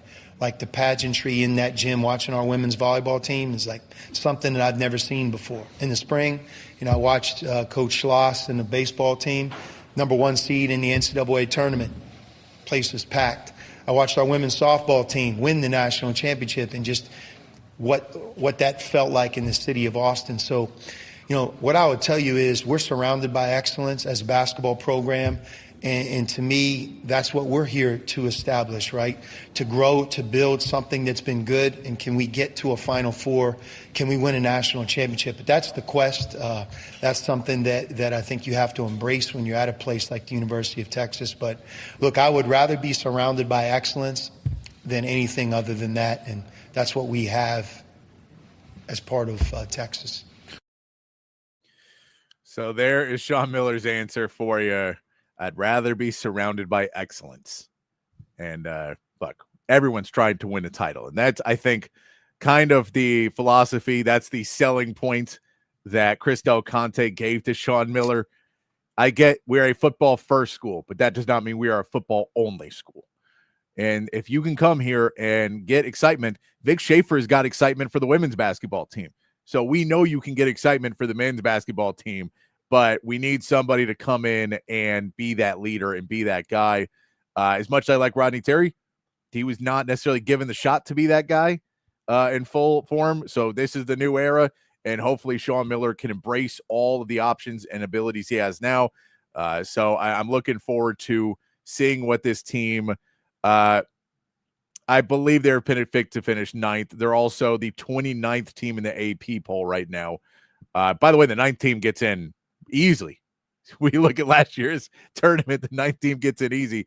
We'll know earlier, CB, in the year. We'll know probably by the end of we'll know mid-December, end of year, how long the season's going to be. We'll have a better idea of it. To get into, all right, is this team starting to gel? Are these guys playing? Is Jordan Pope going to fit into this offense better this season? Is Tremont Mark found his role? Because he never really found his role in that Rodney Terry offense. He was, he's a point guard later, but he shouldn't be a point guard. So I think there's a lot of those pieces that, you just got to continue to figure out as you get into the season. And just a note of the 2 players that were taken to the SEC Media Days was Kendall Weaver and Swain, Dalen Swain. So those are your 2 players that were taken to the Media Days. Says something about Kendall Weaver as well, that it wasn't Tremont Mark or Jordan Pope who are higher level transfers in. I mean, when Kendall Weaver came in, he was from UT Dallas, right? Like, he was not from a major school. It wasn't a huge transfer. You were not thinking big things. And he has been important, and he missed a lot of last season as well with injury. So you're hoping that he's going to be able to come back and be a big piece. But I think when you talk about energy, playing with, frantic basketball, like he wants to play more of, Kendall Weaver is going to be a big piece of that, because his defense and offense and just energy on the court just feels like another year. If he's healthy, he's going to be a big piece. Yeah, I mean, going back to the Miller quote, I like that he's taking that approach. I think that you should take that approach with every single program at the University of Texas, because that's what they want. That's what the standard is. Even if maybe you don't get the same benefits in terms of NIL or this, that, or the other, you're still expected to win, and you're still expected to win big. And I think that part of the reason that you didn't really feel like that with Rodney Terry is because I don't think CDC necessarily wanted Rodney Terry to be the leader of this program from the beginning. Yeah. And now he's got his guy, so maybe that they'll be a little bit more apt to give him the things that he needs to be successful. He has the right mentality for it. I think he's got the right vision for it. And now he just needs the right players for it. And he's gotten off to a good start with that. So far, the recruiting has been pretty good. So we'll see where it goes from there. I'm really excited to watch Kendall Weaver this year. I think he's going to be so much fun in this offense, just running up and down the floor and causing havoc on the defensive end and all of the things that he does, because that dude plays – most players play at 100%. I feel like that dude plays at 150% every single time he's on the floor. So that'll be a lot of fun. I've got high hopes for this team. I think that they're going to be good. And I know it's probably going to be a little bit of a slow start because you got Duke right off the bat, and I think you got a couple other tough non-cons in there. But once you get to SEC play, I think you'll really figure out that this team is at least on the right path. Maybe it takes a little bit longer for the it all to come to fruition. But yeah. I think Sean Miller is going to do really, really well here, and I think he's got every opportunity to do so. Yeah, I also liked he mentioned about he was asked about the international scouting and international players. He's like, look, at the NBA, man, who wins the MVPs in the NBA? It's foreign players. Every year, it's a foreign player. So we'd be silly to not go look where there's clearly a talent base out there and go try and find some of these guys. They have 3 foreign players, or non-American players, I can say. I don't know how you want to print, how we'd say that now. But Modest Voikaitis is probably your biggest one. The 7-footer transfer from Lithuania. That's probably the one who's going to play the most this year. You also have Declan Duru from Germany, and then Louis Obiora. Obiora, is that what we're going with? Yeah. He is another 7-footer out of England. He is one of those guys that people are like, he could be really good in like 2 years. He's not there yet, but could be really good in a couple years. So I believe there's a lot of hope put into this season. I wonder where the expectations are going to be. I'm going to wait a little bit longer. I'll wait till we get to November, and then we'll kind of look at what we're starting to see, how we feel about this team, and then kind of make some of those expectations lines for them. But, at Texas, you're expected to make the tournament every year at least, and you really want to try and make that second weekend. That's how you start to establish yourself as a perennial power, and that's going to be the question early in the season is, do you feel like you're a Sweet 16 team or not? And that's kind of, because if you can get to that Sweet 16, recruiting becomes a lot easier. Everything, I mean, when you're talking about under 20 teams and your name's in it, everything becomes easier. Absolutely. And so I think that's kind of really the goal. I mean, the goal is always a national championship, but it's going to be hard to pull that off in 1 year. It's hard to do that in any program, turn that around. And yeah, especially now that there's 78 teams or whatever in the NCAA tournament. 695. Only one of those teams wins a national championship every year, yes. So it's a difficult thing to do. No, they're going to start making some schools up and putting them in there. Everyone gets in, plus some other ones that they're just going to make up. That team that what was the team that I can't remember the guy's name now. Doug, the radio host that was like, I can coach a team, and then like won one game. I can't remember his name now. I'm drawing a blank. He's trying to make it fit that guy. He's getting in. Even that guy whose name I can't remember is getting in. Doug Gottlieb, right? Doug Gottlieb. that he took over a team and then won like one game with the team. And it was like, oh, this job may be harder than you think it is. Yeah, and hair the dog. Just like Dion without Travis Hunter. It's a little bit tougher. They won a big game this week, though. Sure. They won a Big big 12 game. games are huge. All right, Brent Venables.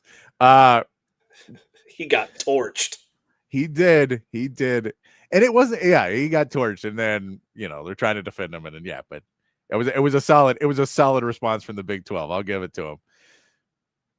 634. Thank you. And CB got me with the Gottlieb too. I got there somehow, but CB's quicker than I am. Quick in my brain. Yes, and hair the dog. I agree that Texas is trying to be a college sports juggernaut. Is what CDC is trying to put together for this team. Let's get into a little Texas football look. A quick look at the Kentucky offense. There's not a lot to be said about this Kentucky offense. We don't know who the quarterback is going to be. I don't believe yet. We'll get into our first injury report tonight. Zach Calzada had been hurt. I do not believe he is back yet, but he's supposed to. He was reported that he may come back early October. So this could be a piece where he does return in this game. If it's not Zach Calzada, it'll be Cutter Boley. Neither one is necessarily striking fear into your heart. Neither one has had a great season so far throwing the football. So that's not the big piece. But what you're really looking for is this is a pro-style offense that wants to run the football. They want to set everything up by running the football. And if you can stop them from running the football, you can stop them from doing a lot of things. Yeah, Texas is pretty good at stopping the run so far this season. Cutter Boley played last year against Texas after they benched Vandegrift or whatever his name was. And he did okay. He was 10 of 18 for 160 yards. He threw a pick. Yeah. But he hit a long pass for 43 yards.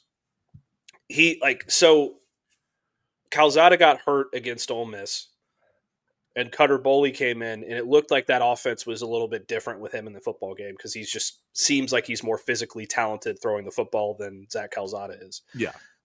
He has thrown a couple picks this year. I think he's got 3 picks so far this year. He threw 2 against Georgia, threw 2 against South Carolina, 1 against Georgia. So both of his SEC starts, he's thrown a pick.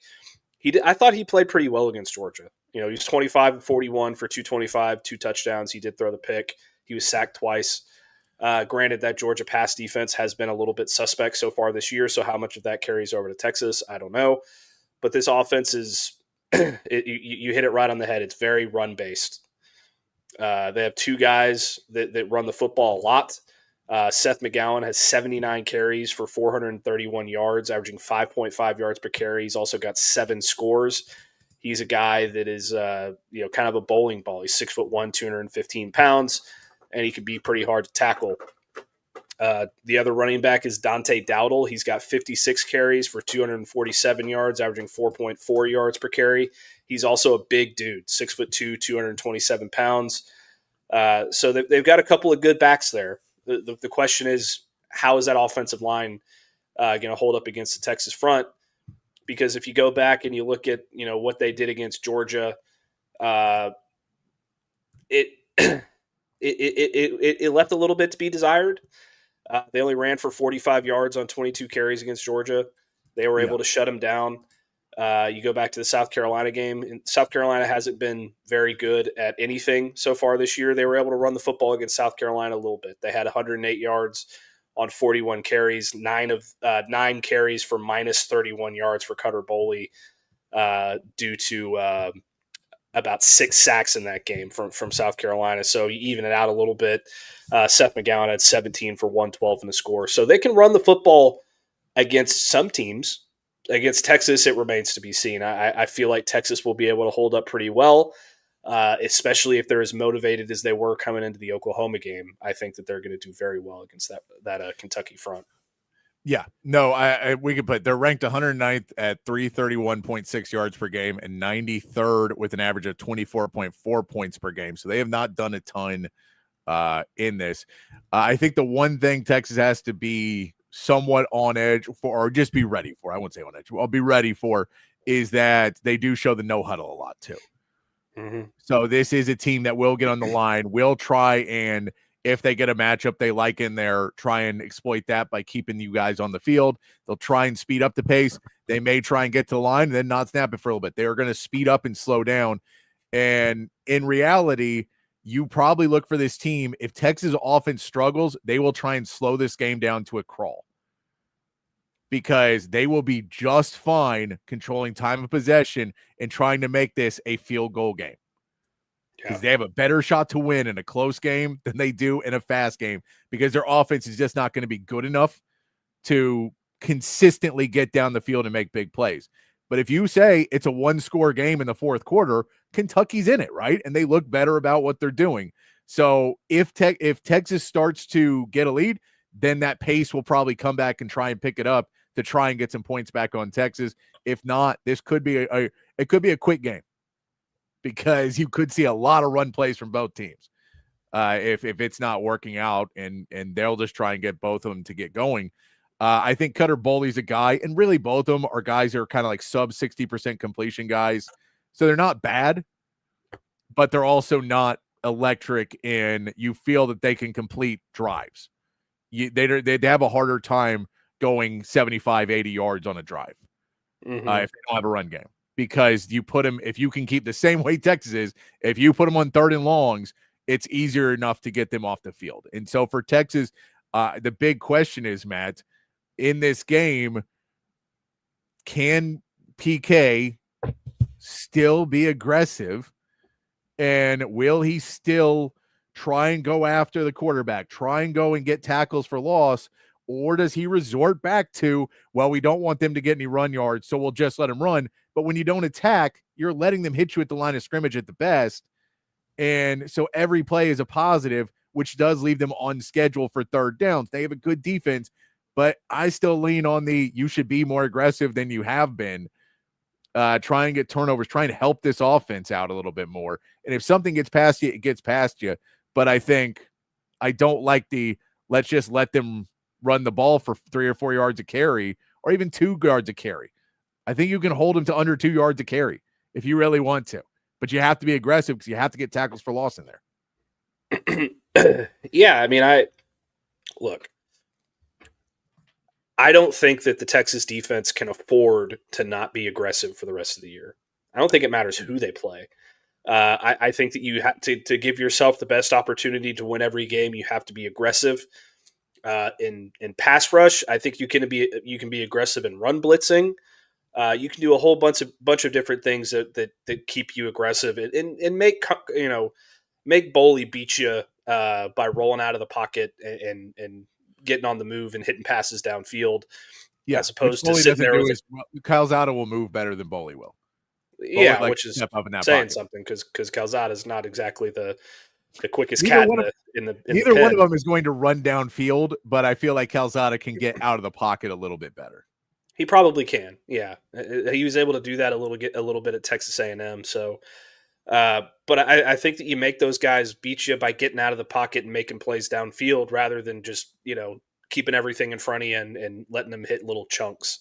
I think Texas has to do that against Kentucky. I think Texas has to do that against Mississippi State, Georgia, Texas A&M, Arkansas, every single team on their schedule, Vanderbilt.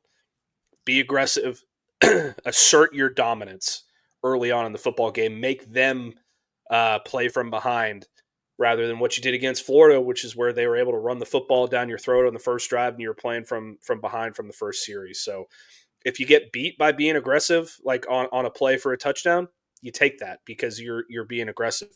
If it keeps happening, then maybe you adjust your scheme. But I'm all for PK being as aggressive as he could possibly be. And I mean, we saw last week too, being aggressive isn't just, well, we hit a quarterback for a sack fumble. You forced John Mateer into interceptions. You forced him into making bad decisions because he was in the pocket or he couldn't get outside and he thought he could make a throw. And I think both these quarterbacks can be forced into that, but you have to bring pressure. I think the running backs for this team, if you go and bring the pressure and start hitting them behind the line of scrimmage, you're going to wear down on this offensive line more. And it just, so I'm a little concerned that we're going to see back to what we did against Florida that did not work. and more of that. Well, just keep in front of you. I think you saw your edges set the edge really, really well last week.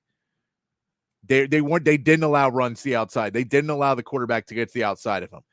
And you were still able to get pressure. Kentucky's O-line should be better than Oklahoma's, which is saying something.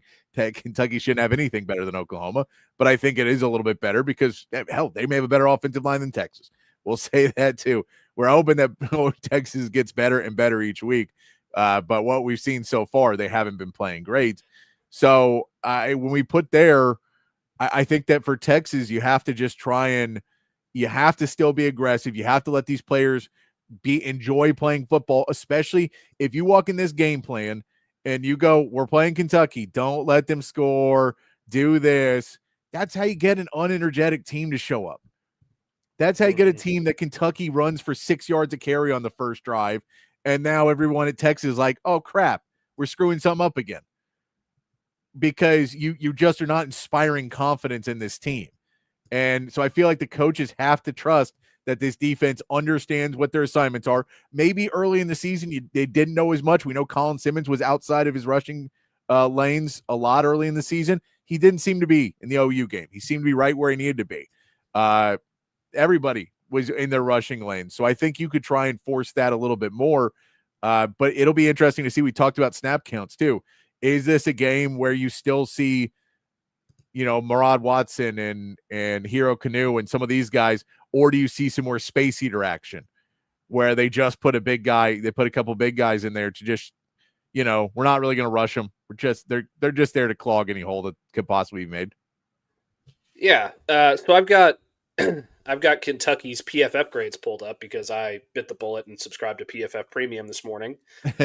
And they've been, their overall grades for the season are pretty good in pass blocking and run blocking.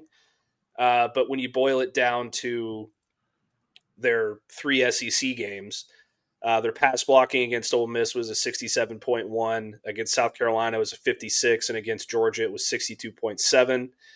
Their run blocking against Ole Miss was a 53.2. Against South Carolina it was a 56.3, and against Georgia it was a 65.7.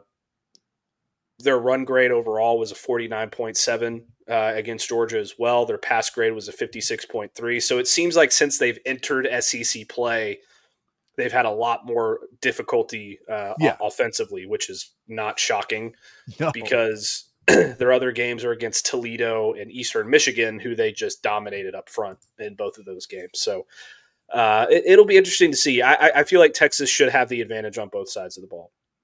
I think they definitely should. It's who shows up, right? Right. Yeah. It's who shows up, and I think Texas is going to take the mentality that they had last week into every single game because they know that they cannot afford to drop another game, whether it's to Kentucky or Georgia or Texas A&M or anybody in between. So they have to play with their hair on fire. They have to play aggressively and with physicality, and do all of the things to dominate their opponents as early as possible so that they don't get into a situation where they're, 24-21 with Kentucky with 5 minutes to go in the fourth quarter and the game's kind of up in the air. So Texas has the talent advantage. They're going to get a confidence boost after last week, and we'll see if it carries over to Kentucky. I think it will, but we'll have to see. So let's hit some of these grades then, Matt. Let's hit some of these mid-season grades for Texas and look at, just overall where we're at. I think we can basically say at least everything on the offense has improved through the first 6 weeks of the season, first 6 games of the season. Defensively, they've been good already. But if we look where they're at through the first 6 weeks, and you had to say, this is the grade I'm giving the final I'm giving them, not just for the Oklahoma game, but where I think they are as a unit right now. So where I believe what they've done, where they've grown to. I won't make you put in the Ohio State performance or the Florida performance individually necessarily, but where do we think they are? We'll start with Arch Manning in the quarterback room. And where do you think, what grade do you give them mid-season of the player you see in front of you right now? I think that you started to see a different player after the UTEP game. And I was really encouraged by what I saw against Sam Houston. Despite what happened against Florida, I was very encouraged by his toughness and the decision making for the most part. I know he threw the 2 picks, but I thought he was really, really tough and good in that game. And against Oklahoma, I thought he played his best game as a Texas Longhorn. So I think after 6 games, with where he is right now in his development and based on everything we've seen for him so far this year, I think he's a solid B. B. I think that it's hard to go above that because you still need to see it a couple more times. Yeah. Until you feel really comfortable with it. But right now, I think Arch is far from the issue on this offense. I think that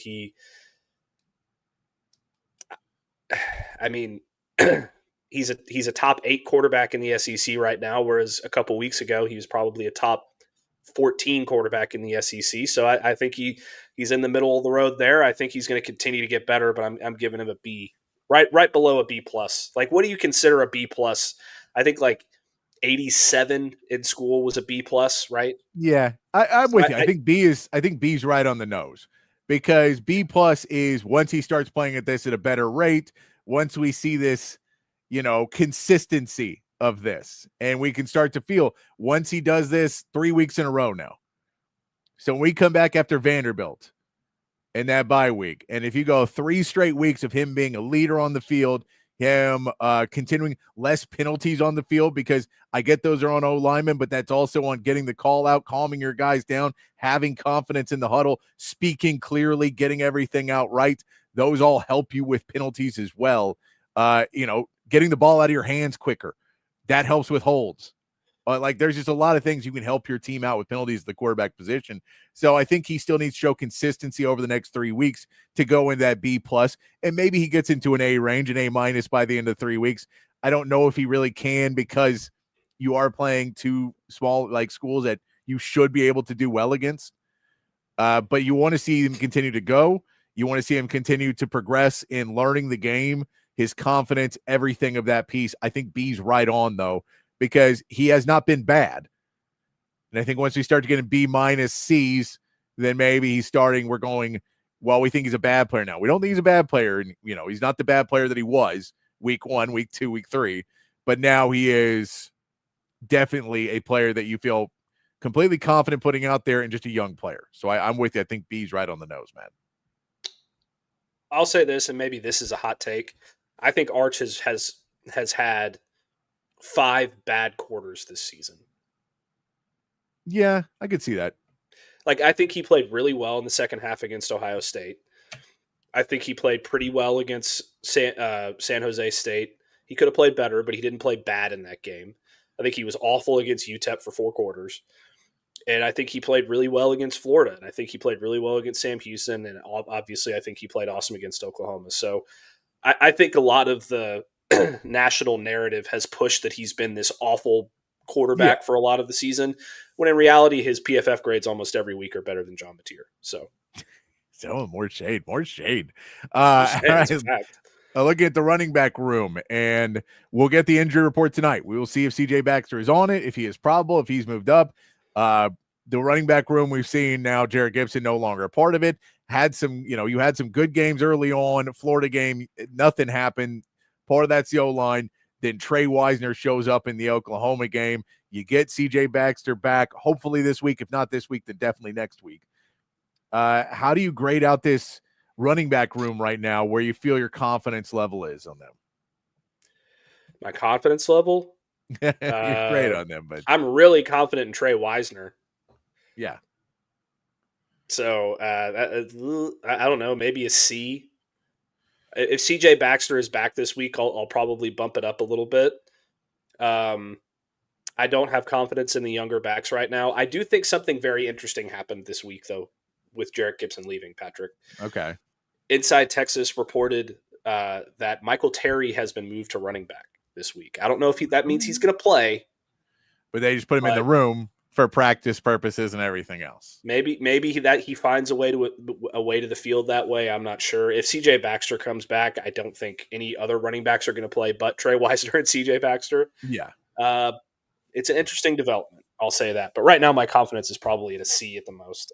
It could be a C minus, but I'm going to give Trey Wisner the benefit of the doubt, and he's going to boost my rating a little bit. I'm a homer, so I'd probably give him a C+, but I think the C is the right letter to put in there, and then you can kind of just go on. How do you feel about it? Because I still feel with CJ Baxter back, you're going to be able to pick up more and more as it goes on. Now, I want to see CJ Baxter in the game. CJ Baxter used more in the short passing game and is an outlet guy. I want to see him do more of that because Trey Wisner proved to be really effective in that as well. So, I don't know. I haven't seen CJ Baxter be that if the offensive line is still having the problems that they've been having. So I'd like to see that. But I think C is the right grade because you may say C-, I may say C+. So C somewhere in there is where the running backs go. And yes, hair of the dog, this would be 3 years out of high school, so eligible. Yeah, but he's not going to go. So I don't assume he would unless he just blows up the second half of the season. Yeah. Yeah, I would agree. Unless he just has like a monumental second half of the season where he just runs roughshod over the rest of the SEC, I think you can safely assume he'll be back next year. And you got to remember, too, he has to be good enough to get over the fact that everyone's going to look at him and say, that guy can't stay on the field. Mm-hmm. Because his healthiest year was his freshman season. And he was a little banged up that year. That's what I'm saying. So, I think that another year probably does good for him. But who knows? Best case, in his scenario, he runs for, 150 yards a game every game. And he's just our 150 all-purpose and just dominating the rest of the season. And we go, oh, yeah, he's gone. But you don't have to play an entire season to go to the NFL. And, yeah, you don't have to play you just have to be 3 years out of high school. You don't technically have to go to college football at all. You can go do whatever and then 3 years after come back. But you just have to be 3 years out of high school. So, but no, he has not played an entire season, though. Because he missed a couple games his freshman year. Missed a couple games freshman year out then, and then clearly he's missed games this year. So let's hit that wide receiver room now, Matt, that we have seen it start to get more solidified. Emmett Mosley is now healthy and playing on the team. It seems like perimeter blocking is starting to pick up a little bit more. It still needs to improve, but it seems like it's starting to get a little bit better. We watched that all 22 clip that you put out. You showed some of the perimeter blocking and guys starting to get out there. Now, when they get even better and more physical on that, it'll get to another level that you can spring some runs. But Ryan Wingo's early problems, he's still not the guy we want him to be, but it doesn't feel like he's necessarily on the downfall where him and Arch are just in two different universes. They feel like they're at least in the same ballpark at this point. And then once that connection goes, DeAndre Moore being back is huge. What do you grade to this wide receiver room at, Matt? This may be a little bit of a hot take, but I'm giving him a solid B+ in my confidence rating because I think that Wingo, he and Arch have a good connection. And when those plays are available downfield and Arch has time to throw them, then you'll see Ryan Wingo start to become the player that we think he's going to be. DeAndre Moore is very good. And both of those guys on Saturday, honestly, were very good with scramble drills and getting open for Arch while he's on the move and having that connection with him in that way and being able to move the chains. Excuse me. Parker Livingston has been very reliable this entire season. Yeah. It's like Emmett Mosley starting to take a step forward. I really like Dalen McCutcheon when he's on the field. So I'm really confident that this group has more left in the tank for this season, and it might be their best position group on the offense. Yeah, this one's an interesting grade because I think B+ is correct if we look at this in the scheme of wide receivers in college football. I think for this wide receiver room, it's a B- for expectations to now. I think they should be much better than they are. But a lot of that's on Wingo. I think, some of it's on the O-line, some of it's on Arch. So I'm with you. B+ is where we'll go because B+ is there's so much more room for improvement in this wide receiver room, but they've also been solid enough. Parker Livingston gets you that plus, by the way. Parker Livingston in some of those catches definitely gives you that plus to go, all right, we have somebody, and then DeAndre Moore, now that Arch has two guys he feels really confident in, then it's like, all right, now fit in Evan Mosley and then find that Ryan Wingo connection, and then things can click a little bit more. Over in the tight end room, Matt, the tight end room, we've seen basically 5 different tight ends play Jack Indries hasn't necessarily had the effect that I thought he would have early in the season. When we saw him come out and make some big plays early, I thought maybe he was being saved a little bit more. It doesn't necessarily feel like he's being saved so much now, that maybe they were trying some other things. But Jordan Washington has stepped up in that space and had some big plays for Texas. You have a lot of other guys who have blocked well for you and played in their moments. What do you rank the tight end room? I think it's a solid B. I think all the guys have had their moments in terms of whether it's blocking or receiving. I think some guys are starting to separate themselves from the pack, like a la Jordan Washington, and obviously Jack Indries is going to be a focus all year long for them. I think they do need to find a way to get him more involved in the offensive game plan week by week. But I can't really fault them for not necessarily, because it worked last week against Oklahoma and he had a couple catches. So I would like to see him get more involved. I'm confident that room can be productive and they can continue to block well. So if we're talking about confidence, I'm going to give him a B.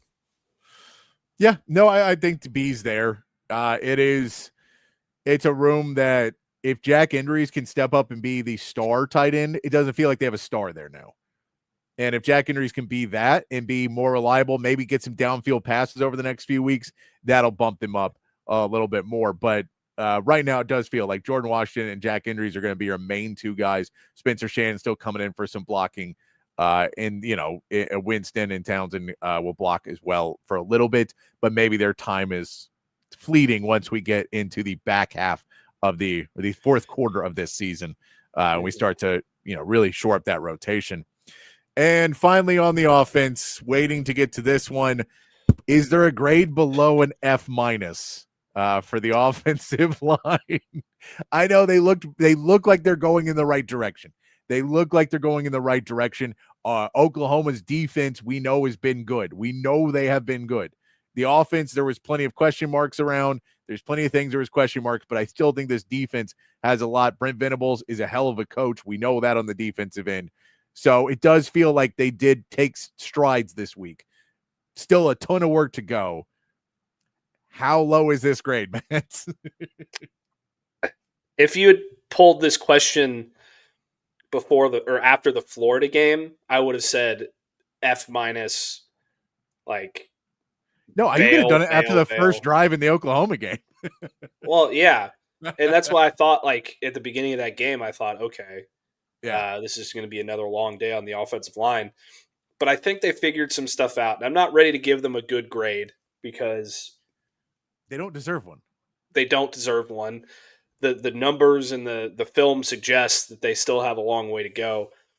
I'm going to give them, in terms of confidence and where I see that where they are right now, they were at an F- after the Florida game. Yes. After the Oklahoma game, they're at a D. Yeah. I was worried you're going to go to a C, and I was like, let's give them some credit there. I think D is right where we're at on this one.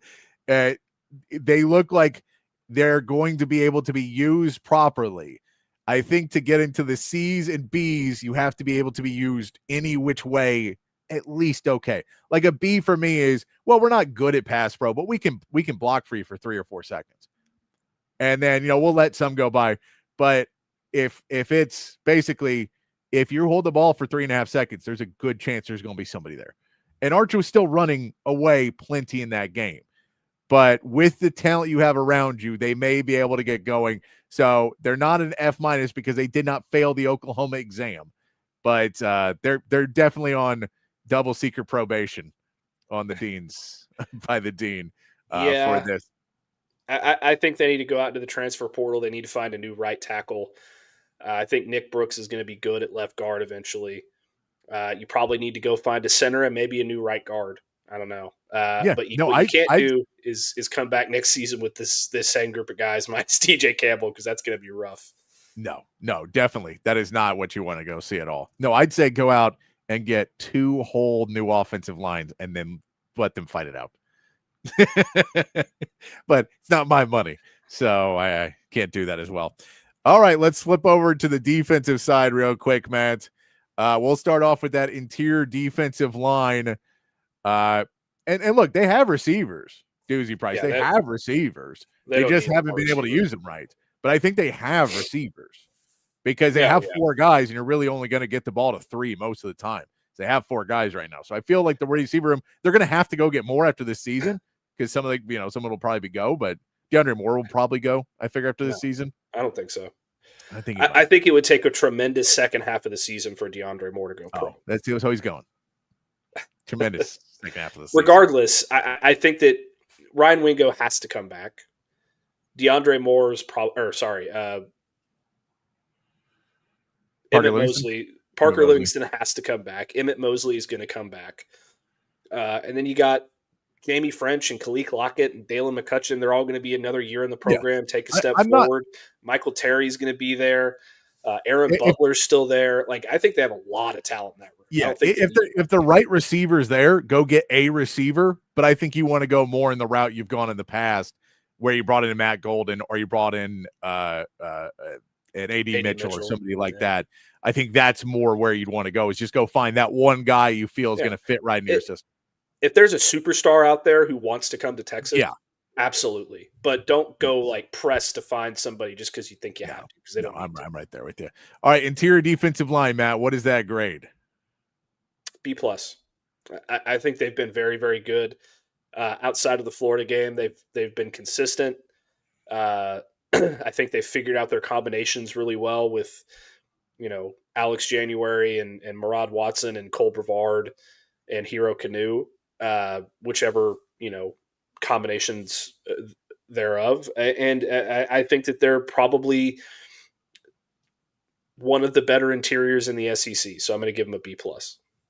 I like that. Because there's still, again, we haven't found that superstar yet on that team. I thought Murad Watson might be there. Hero Canoe is stepping up into that. I think Murad Watson still has the best shot to be that probably next season. He has to come back for another year. So I think Murad Watson next season may be that dude who steps up and it's like a real problem that is on everybody's list and it's one of the first names you hear. I could believe that. Shout out to Chan on the text line. He says, love the screen concepts. However, can we trash the tight end screens? Injuries needs to be downfield and quick game scheme needed for the O-line in every game. I like the tight end screens in the 2 tight end system and what they hit Washington with, where you can send injuries down, run 2 tight ends, give yourself a little bit more help with the blocking on some of these plays when you send injuries, and then have Washington pop out. I think that's a decent play. And you can have, Washington do a bunch of different stuff, but I like him in that realm, maybe not doing the screens to injuries. That one didn't seem to work as well. And it's going to depend on what matchups you're looking at. I think when you're playing a less talented team defensively, injuries might be able to make somebody miss and get downfield a little bit better than some other guys as well. But I agree with you. I like injuries downfield as well. I like the concept, just getting time to throw it downfield. That's really the whole process. Mm-hmm. Yeah, I would agree with that. I think it's good in theory. They just need to figure out the proper way to do it. And I think that's aiming more toward Jordan Washington in those scenarios than Jack Injuries. But we'll see how it goes the rest of the year. All right, edge room. This is we thought would have been an A+ right now. Clearly not there. Looking better. Confidence pretty high after that last game, but maybe still figuring some things out. Depth is definitely not a problem, but once again, impact in every game maybe needs a little bit of work. What's your grade on the edge room? This was probably the hardest one for me, to be honest. Like, I know it's one of the best edge rooms in the SEC. In terms of talent and depth and all that stuff.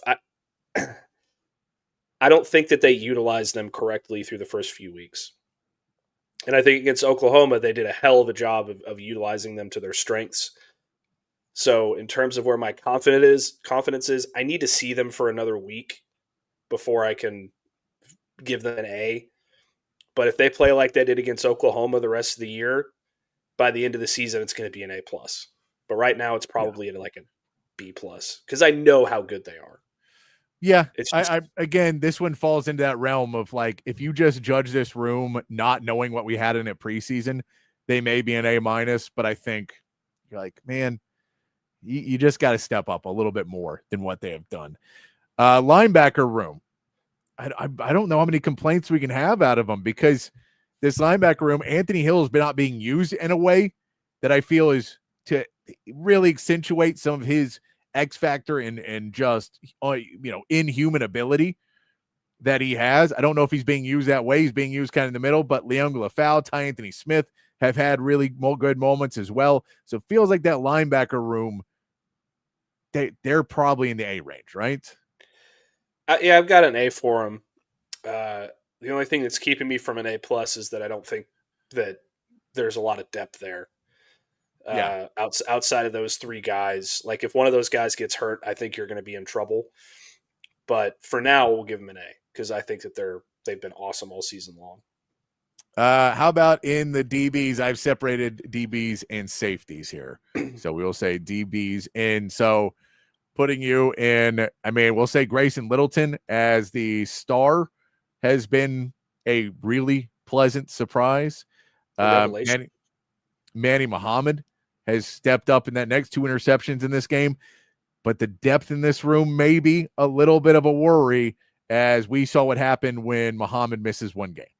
And we saw them kind of get picked apart and bullied a little bit with a oversized receiver in Dallas Wilson. What do you grade the DB room? I'll give him a solid B+. When Manny Muhammad's on the field, it's one of the best groups in the country. When he's not on the field, they can get taken advantage of, as you saw with Kobe Black and with Cade Phillips. Grayson Littleton has been a revelation. He's so good in that star position.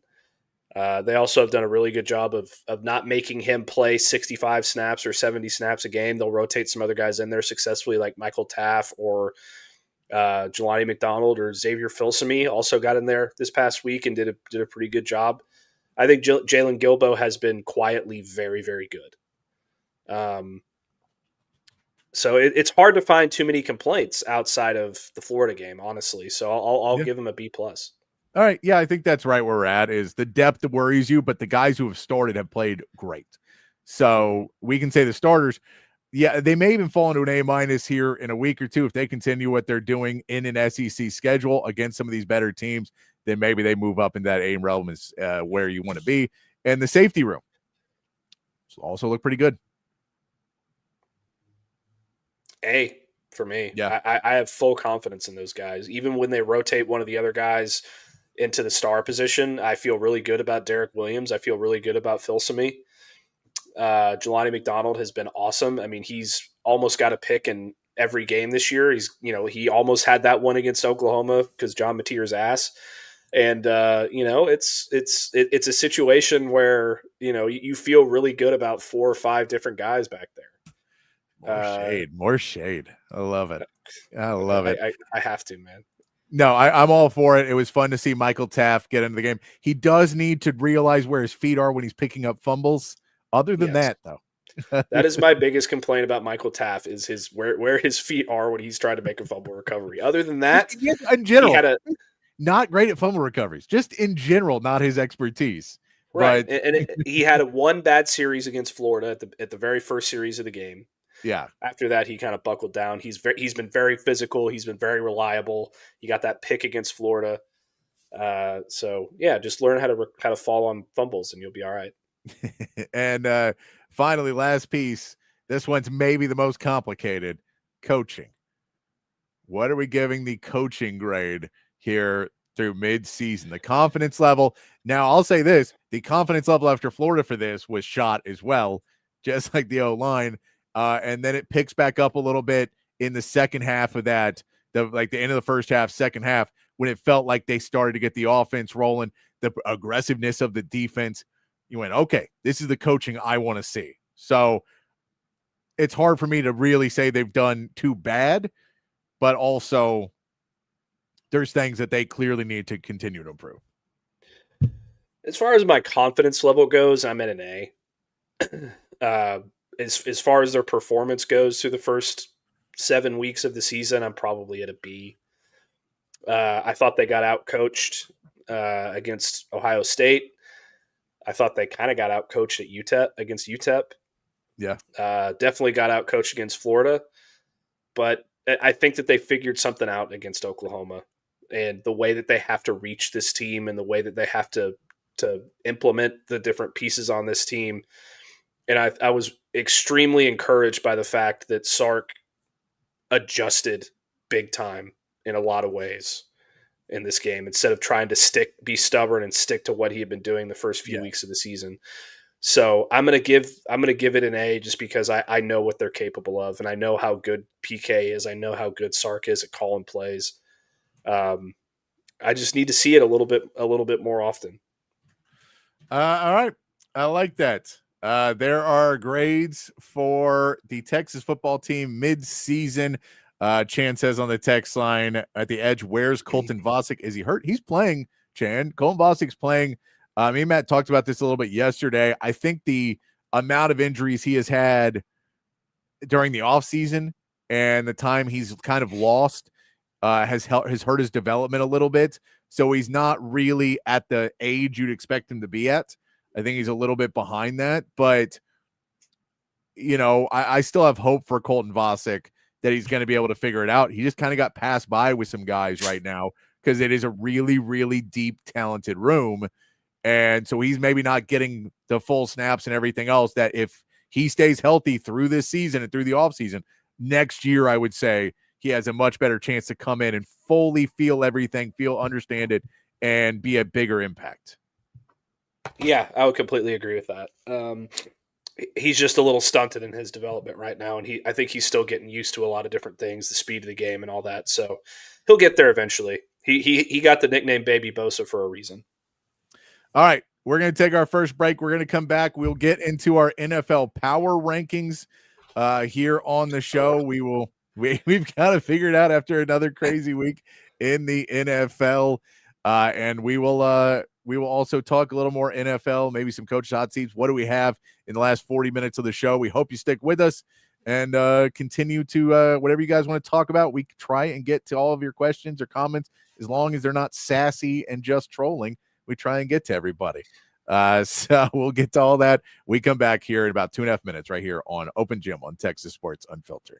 At Sleep Cycle Center, we can treat your sleep apnea in various ways. My story starts 15 years ago with the loss of my father to undiagnosed untreated sleep apnea. And this is a very preventable disease, and treatment options are various. Millions of people across America have sleep apnea, and they fail to realize the early warning signs. Fatigue, daytime sleepiness, and snoring are the most common signs. We'll find the best solution using advanced technology, oral and epigenetic appliances, or CPAP. We offer weight loss, oral surgery, and laser treatments. Schedule your appointment today and get your sleep evaluation.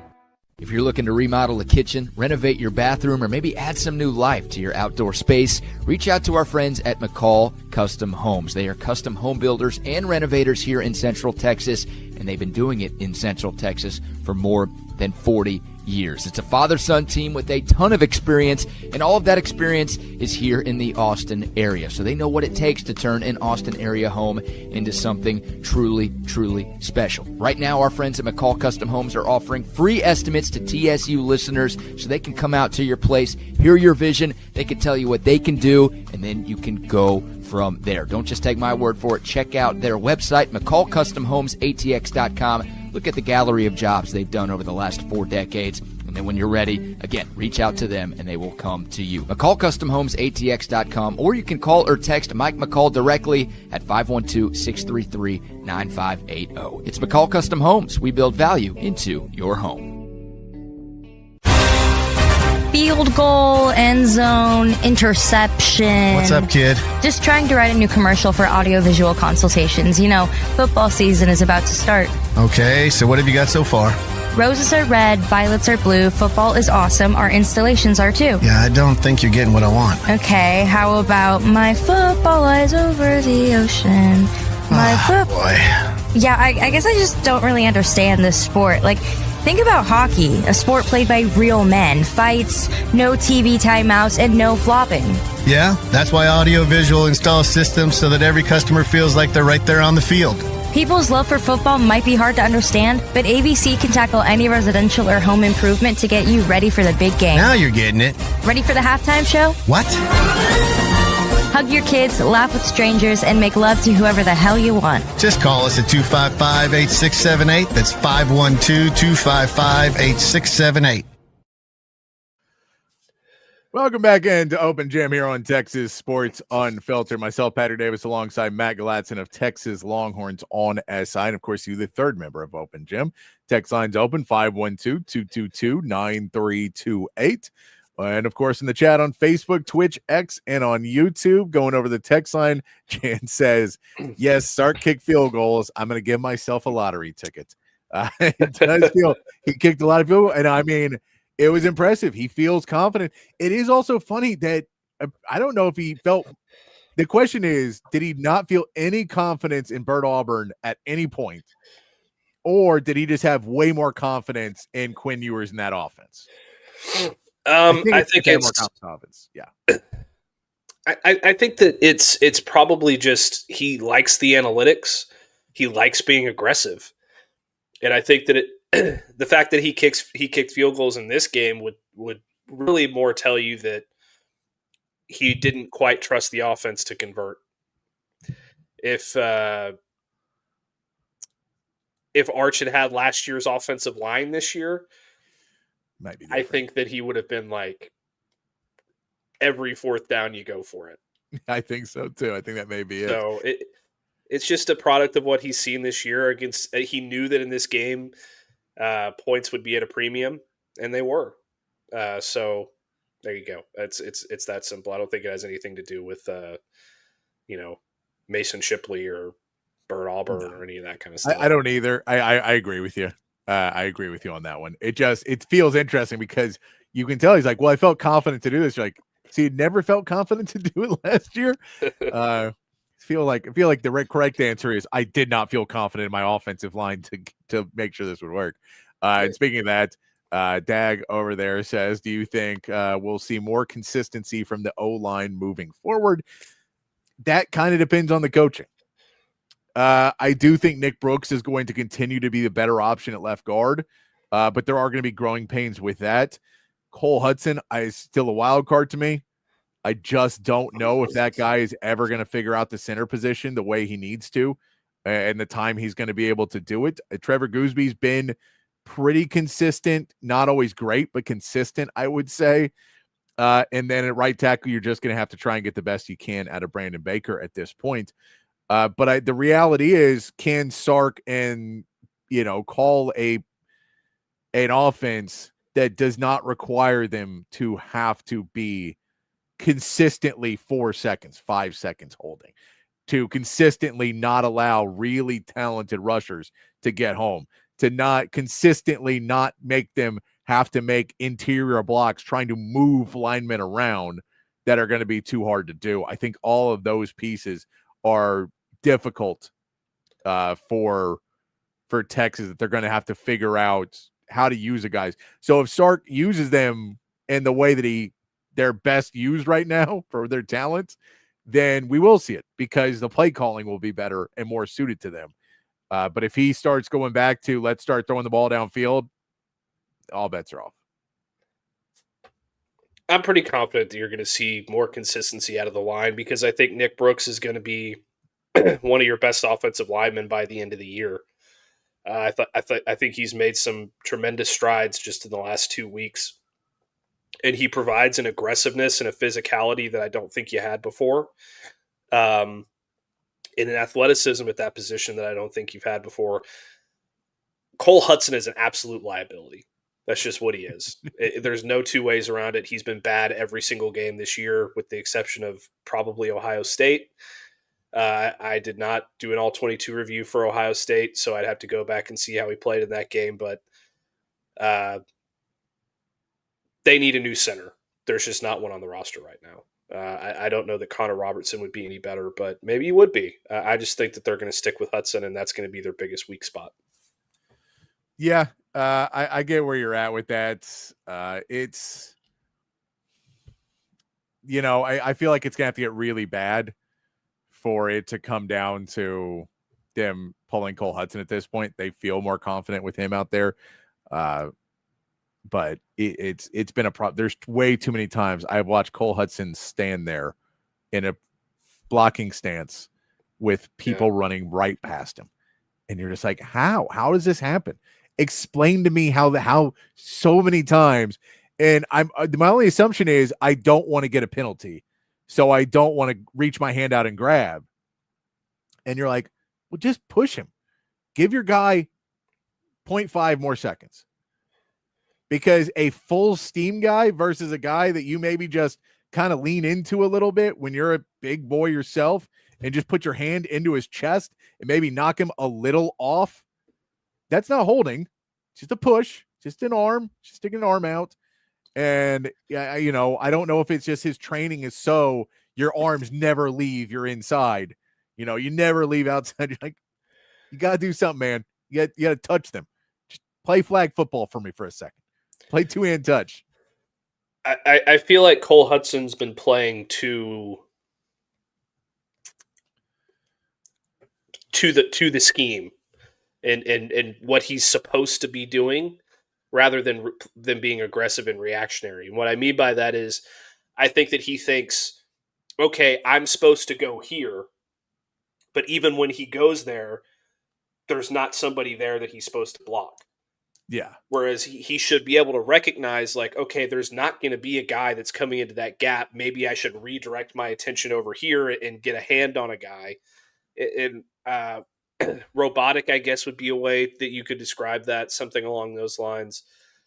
He needs to play more instinctually and more, you know, aggressive rather than just sticking to what his assignments are, because his assignments aren't always there. And you can see by that one screenshot that I got from the Florida breakdown where it's happened a couple times where he's just standing there with his hands in the air and both of the D tackles are running around the side of him and he's just, you know, he can't do that. So ready to block. Yeah. I'm ready. Just hey, you guys. Get a hat on someone. Hey, in the playbook, it said you're going to run right at me. Like, oh, they don't work for us. They work for the other guys. Yeah. You might want to check with them. Let's get into these power rankings, Matt. It's going to be another weird one. A lot of movement, I'm sure. Maybe we'll start to settle down, maybe getting into this. Here's last week's rankings as we figure out where we want to put some of these teams. We started out, we had the Bills, Lions, Bucks, and Eagles. The Bills now lose again. 2-game losing streak for the Bills. We gave them the benefit of the doubt, left them up there. The Lions lose to the Chiefs. The Eagles lose again. Does Tampa Bay take the number one spot in the power rankings? I think they kind of have to, man. Like, the Bills lost to the Falcons, who I don't think are that good. Like and they keep winning. Like, their only loss was a very weird one, right? So I don't know, man. I guess so. Yeah. I guess so. Yeah. So that'll push. If we do that, that pushes down. I don't necessarily still want to drop any of these teams too far down the list. It doesn't feel like that is warranted or necessary to completely drop these teams, you know, down. I don't know who would necessarily come all the way back up there. The Colts continue their climb up with another win this week. But if we start looking at it, do you still like Bills, Lions, and Eagles as 2, 3, 4 now? With the Bucks jumping to 1, or did somebody else jump up? The Rams beat the Ravens, but who hasn't? They beat them 17-3. The Chargers, where was our Chargers game? Were the Chargers on a bye this week? No, they beat the Dolphins. They beat the Dolphins, but barely. They beat the Dolphins, but barely. The Packers they win another game against the Bengals, but again, not a lot of push there to get a win against the Bengals. The Colts do beat the Cardinals. We know the Cardinals are falling down, but the Colts, a decent team. The Commanders feel like they have a game won, and then they fumble the ball, and then the Bears win. And that, I don't know if there's anyone else who moves up to tier 1. I think the Seahawks and the Colts are starting to push their way up this list, though, of really good teams that maybe we didn't think so at the beginning of the season. So maybe they're starting to push their way up that list of tier 2 teams, but I don't know if anybody else jumps into that tier 1. I really want to drop the Eagles out of tier 1 because they lost to the Giants, but I get we probably can't do that. I mean, we can do it.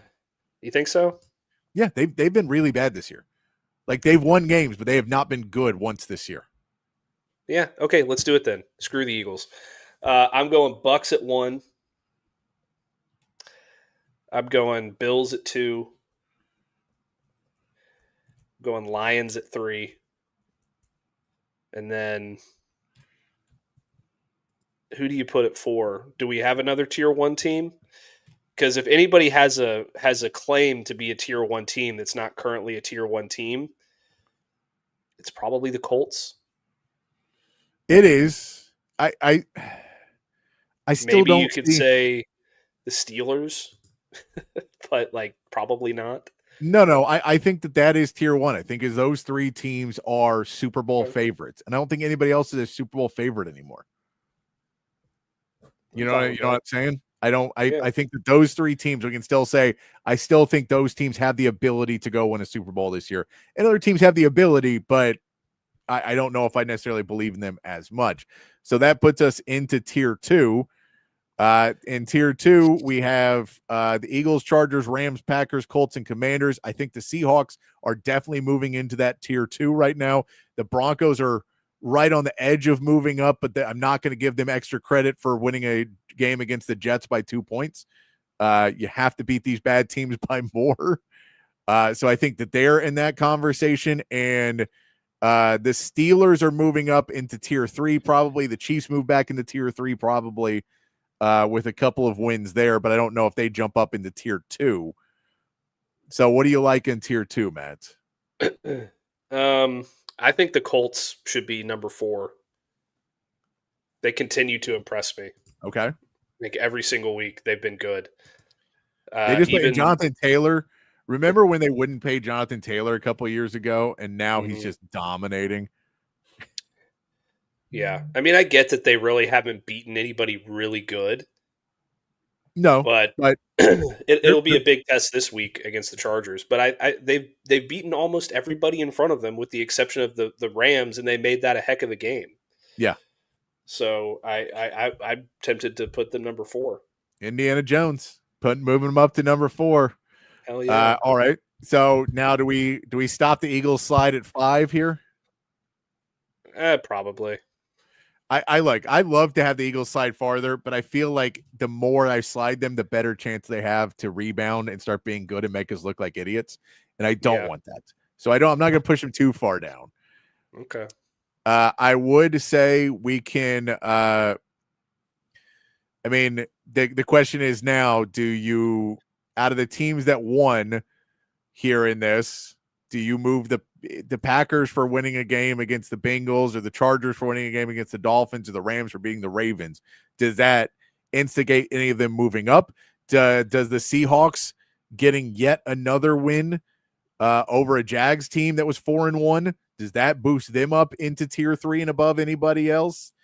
I think the Steelers jump into tier 3. I'm not ready to put them in tier 2 yet, but I think the Seahawks can definitely jump in that conversation now. I think that the Seahawks are tier 2. I'd probably put the Rams at 6 still. Okay. I just think that they're a really, really good team still. I know you love your high school buddy. We're aware. He's killing it this year. He's having a great year. I'd probably still put the Chargers at 7 because I believe in that team. Yeah. And they didn't have Quentin Johnston this past week, which probably hurt them a lot, and which is why the game was a little bit closer than it otherwise should have been. I'm fine with having the Packers at 8. I think the Packers are still a good football team. Yeah. They stumbled a little bit. They got a win this week. They won by 9 points. It wasn't pretty, but they get the win. They're a one-loss team. I mean, they're a one-tie team too, but they're a one-loss team. Yeah. So I'm fine with them there, but I think at 9 now we jump the Seahawks up to 9, right? I think you're absolutely right. And then at 10 we go with the Commanders, and that closes out tier 2, right? I like that. I think that's the way we go there. Close it out at 10 for the Commanders there, and tier 2. All right, tier 3. The teams that can move up in this, I think they are possible to move up into tier 3 are the Chiefs and the Steelers. Tier 4 is pretty small now, by the way. Tier 4 is only 3 teams. So, this could be a weird week for tier 4 because I think that we can say the Steelers have been playing really good football. They've they're 4-1. They beat the Browns 23-9. They're going in that was the geriatric bowl. 2 quarterbacks that are very aged. Yeah. That game was brought to you by AARP, the Browns and the Steelers. So, but they get the win there. They're 4-1. They fall Didn't Dylan Gabriel start for the Browns? He did. He did. It's not like a huge, oh God, you beat the Browns, but they're 4-1. They're continuing to beat who's in front of them. So they get some credit for that. The Chiefs are 3-3 still, but they get that win over the Lions. They looked really good in that. Rashee Rice is coming back this week as well. So it feels like the tide may be turning a little bit for the Chiefs to start playing better football. And again, the Chiefs being out of the top 10 at any point in the last several years seems crazy, right? So I think that the Chiefs are still not a top 10 team, but they're getting closer. You're right. It is. You're right. Pitt versus Cincy is the one, the geriatric bowl. You're correct. Yeah, that's why I was a little confused. All right. Right. Thank you, Eddie. So I think at 11, you kind of have to come off with the Broncos first in tier 3, right? Yes. And then the Steelers right behind them. Actually, no, the Chiefs right behind them. So the Chiefs at 11, or Chiefs at 12, and the Steelers at 13. Yes, that's what I'm thinking. Okay. Minnesota had a bye, didn't they? I believe so, yes. And the 49ers lost to the Buccaneers. The Jaguars lost to the Seahawks. Are the Patriots a tier 3 team now? No, but they're a tier 4 team for sure. Okay. Again, the Saints, they just haven't played enough good teams. So they beat the Saints 25-19. They're playing better. They're definitely moving up in that tier 4 that now is with nobody because the Cowboys are going to drop out of tier 4. So yeah, they are. So if we say, I think that wraps up your tier 3. I think that'll wrap up your tier 3 with the Jaguars at 16. And now it leaves us with a tier 4 that we know the Cowboys are dropping out of. So tier 4 has one team left in it, and they have dropped out. So who do we move up into tier 4? Okay, hold on. So we've got Vikings, 49ers, Jags to close out tier 3. Yes, 14, 15, 16, yes. And then tier 4 starts at 17. Starts at 17. Okay. I think that the Patriots are 17, right? Yeah. Okay, and then the Texans are probably 18. I like it. Now this is the question: do we move the Bears ahead of the Falcons? Beat the Bills and the Bears beat the Commanders. I think you got to give the Falcons the edge there. So I think we move both of those teams up to tier 4 as well. Yeah. So we have a 4-team 4 because the Cowboys are going to drop out, but that now knocks a bunch of teams out of that in tier 5. So I think. What about? Yeah, you're right. Okay, continue. So I think you put your tier 4 is now. The Jags the Patriots at 17, the Texans at 18, the Falcons at 19, and the Bears at 20. Sitting all right there. And now in tier 5 is where we set with some of these teams, and we'll see if we want to move the Panthers up into tier 5 because they beat the Cowboys. The Raiders have just not looked good all season long. They do get a 20-10 win over the Titans, but they've not really looked good.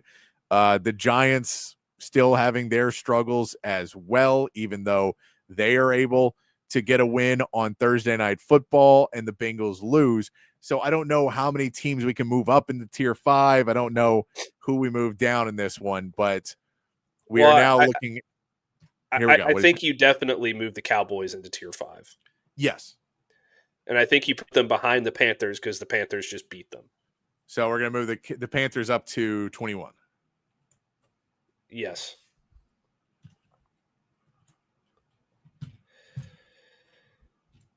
Rico Dowdle and the Panthers. And then the Panthers, the Cowboys at 22. Now, that leaves us, do we want to move up the Giants or the Raiders, or do we want to move down the Ravens or the Cardinals? Definitely move down the Ravens. I can't move them. I mean, I'm fine with the Cardinals being where they're at. Yeah. I can't.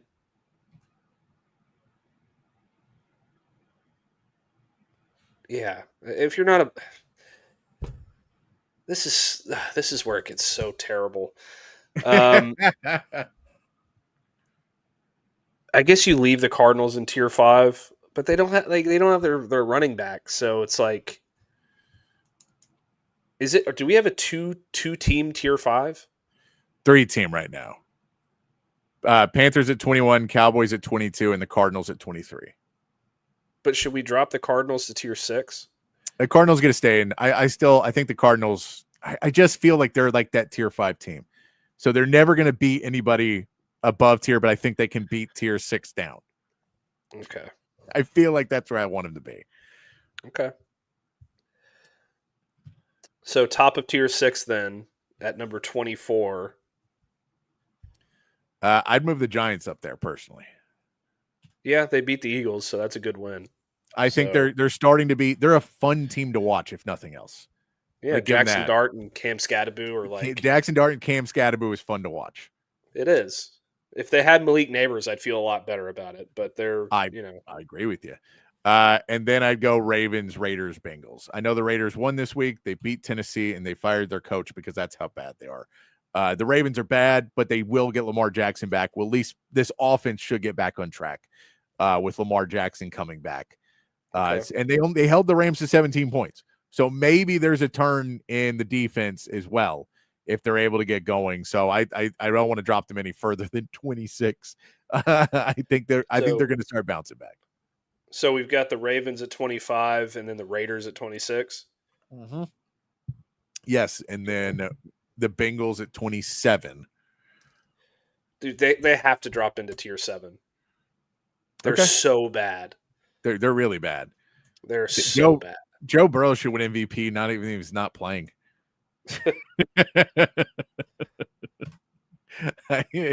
So that'll put us at tier 7 now. The Bengals at 27, the Titans at 28, the Browns at 29, the Dolphins at 30, the Saints at 31, and the Jets at 32.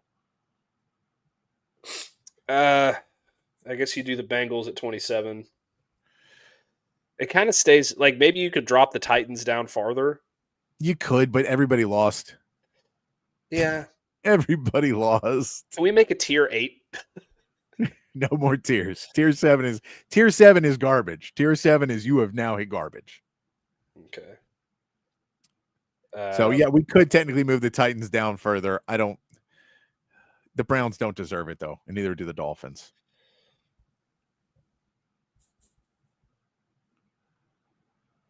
All right. I guess we're done then. Yeah, I think that hits us. That is our new power rankings for the NFL. I will try and get those done tonight, tomorrow morning, and post it out so we can see. And everybody can comment and say, you idiots, you have put a team in the wrong spot. And clearly that is a dumb decision by you guys. And what idiots. Yeah. Jan says, guys, Daniel Jones is a beast. You'll have to eat your words. Daniel Jones is not a beast. Hey, I'll tell you this.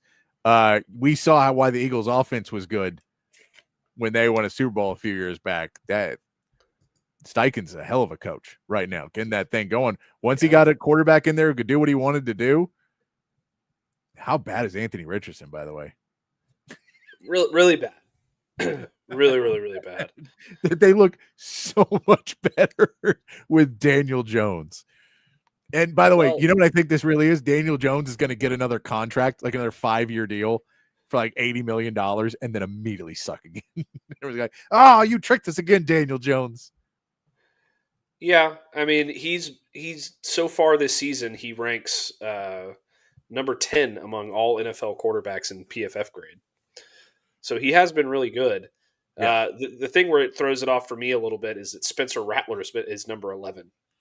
And I can't, right? Sam Darnold is number 1. Hey, once again, though, that should tell you who is Jalen Hurts' 2 best coaches that he's had with the Eagles. 10 and 11. Yeah. So it should tell you they know how to make a quarterback improve and play a quarterback in a much more quarterback-friendly style than maybe he has had in some of these other years. I think that's probably more the note you take out of Spencer Rattler is, oh my God, look at what they can do with a coach who understands the limitations of a quarterback versus, well, Jalen Hurts is good because we saw what he did with those other guys and just sticking him out there and not going, well, there's a ton of weapons and we had Saquon Barkley. We could do whatever the hell we wanted to do. So I think it's worth noting that would be what I would take out of that is maybe it's not Nick Sirianni. Maybe it's Maybelline. That's a very astute observation, Patrick. I completely agree with you. Maybe Kellen Moore wasn't the problem in Dallas with that team. Oh, really? Really? Yeah. Well, I Shocking. mean, it's 5:46. So that starts the Jerry Jones hour. Jerry Jones hour. That Jerry Jones did say, I believe today, maybe yesterday, that they have plenty of ammo. They have some ammo if they want to go out and improve this team. They've got it, man. What do you bet this ammo is going to stay holstered until after the trade deadline? It's the same shit. It's the same shit. Like, oh yeah, we're loading up because we got a bunch of first round picks and we're gonna go get some players and we're gonna turn this ship around. No, you're not. Trading for one guy or two guys even is not gonna fix the problem. No, not at all. You need to use all 4 of those first round picks over the next 2 years. You have to. Yeah. No, and we get it. Trey Hendrickson also may not play on Thursday night. He is listed in the injury report. He's not practicing, so he may even be out. You don't want to get a guy when he's injured, trades and all of that. But I don't know if Trey Hendrickson, it doesn't feel like the pass rush. It feels like you were trying to stop your run. And remember we all had the moment where Kenny Clark was going to be the guy to fix this run defense? Do you remember that one? Remember that week we all had that Kenny Clark was going to be the dude, and all of a sudden all of your problems were fixed at the defensive tackle position. And then, you just get. Then you get that picture of Rico Dowdle running into this. There you go. Right on cue. You get that picture of him parting the Red Sea to go run for a touchdown. Oh yeah, I wonder where Kenny Clark is on that picture. What number is he? I can't read the numbers from here. 95. I mean, it doesn't even look like he's in on that play. Or I like you know what? I like to think that he's this guy that's on his knees at the bottom left there. Yeah, he's on his knees. Getting absolutely abused by a mediocre offensive line. That is tough. Joe K giving us all the stats for the Icy Hot Bowl. It's gonna be a tough one. It's the ammo. It is curious to see who the buyers and sellers might be. We might get into it a little bit more tomorrow if we have time. But I did see a report that the Texans are apparently in the market for a running back. So they may or may not get one. But if the right price is out there for a running back, and the Jets addressed the rumors today that, of course, we're not trading Breece Hall, but everybody believes they're going to trade Breece Hall because they have not given him a new contract. Doesn't feel like they're going to give him a new contract. So if you're able to get something out of him before he leaves in free agency, your season is pretty much already over this year. So That's an interesting piece if Breece Hall becomes available for a team like the Texans, who Joe Mixon does not seem like he's coming back. I'm fine with Nick Chubb because I just traded for him in fantasy football, but it doesn't feel like Woody Marks is going to be the guy each and every week. He did really well against the Titans, but it did not transfer over the next week. Nick Chubb's playing well enough to get you some yardage, but you'd really like to have a feature back still on that team to try and help you out, especially in the passing game. Nick Chubb is not in the passing game, really. So Breece Hall lets you do a little bit more of what we saw with Sark and what we see in those plays where you let the running back cut through and just drop the ball off to him. Breece Hall's a better receiver in that. It might be able to get downfield for you and make some guys miss tackles. But that one was interesting. I don't know how much you'd want to give up for Breece Hall because you have Joe Mixon under contract. You know, if you're going to then keep Breece Hall after that, if it's a rental, if it's a rent-to-buy situation for the Texans there, he does still become a free agent at the end of the year. So I don't know how much you can give up for a guy like that. It depends how you feel about your situation, I guess. Like, do they feel like they're really a running back away from being a contender? You could make the argument, like, if that offensive line continues to be okay. Hey, we're Monday Night Football, 9 p.m. start time Central against the Seahawks. It's in Seattle. It's 7 p.m. start time for them. You're going to have to give me the rundown on that game on Tuesday. I'll put it that way. You're not going to stay up, start watching 9 p.m.? Hell no. Hell no. I'll be watching. I will be watching it, so we'll get the rundown from it on Tuesday. But yeah, I think that one is going to tell you something because you've looked good the last 2 weeks, but you haven't played good defenses.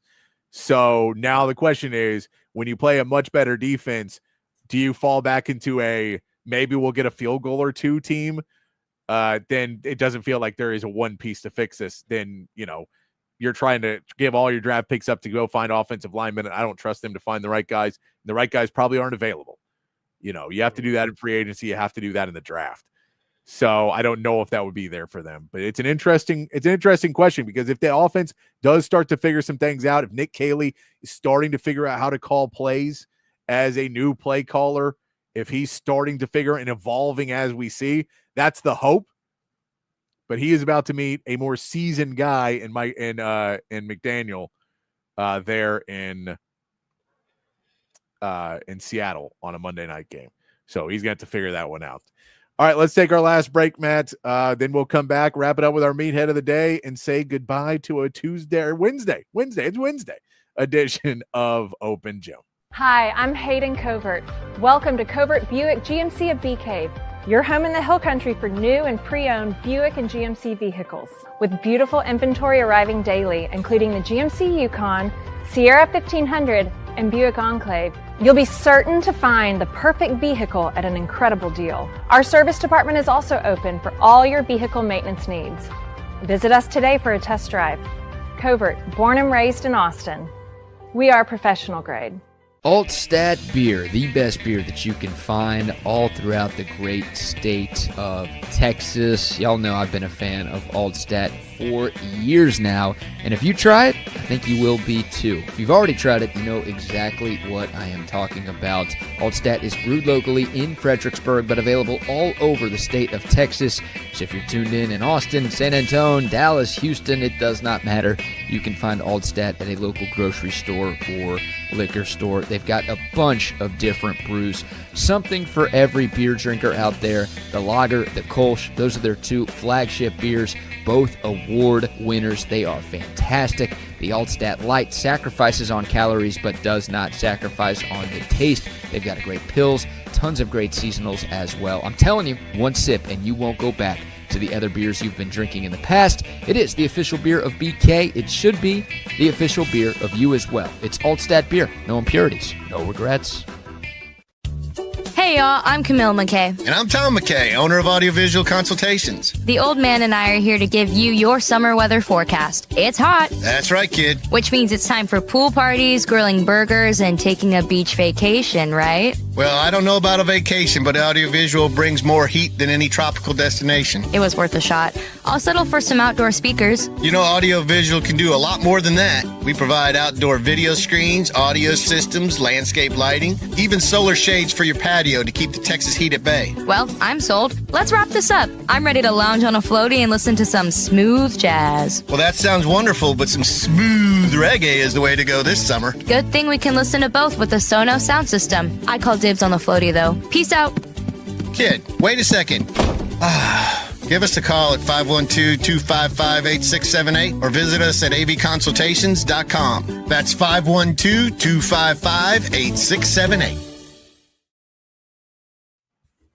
Back here on Open Gym, ready to wrap it up on a Wednesday edition of the show.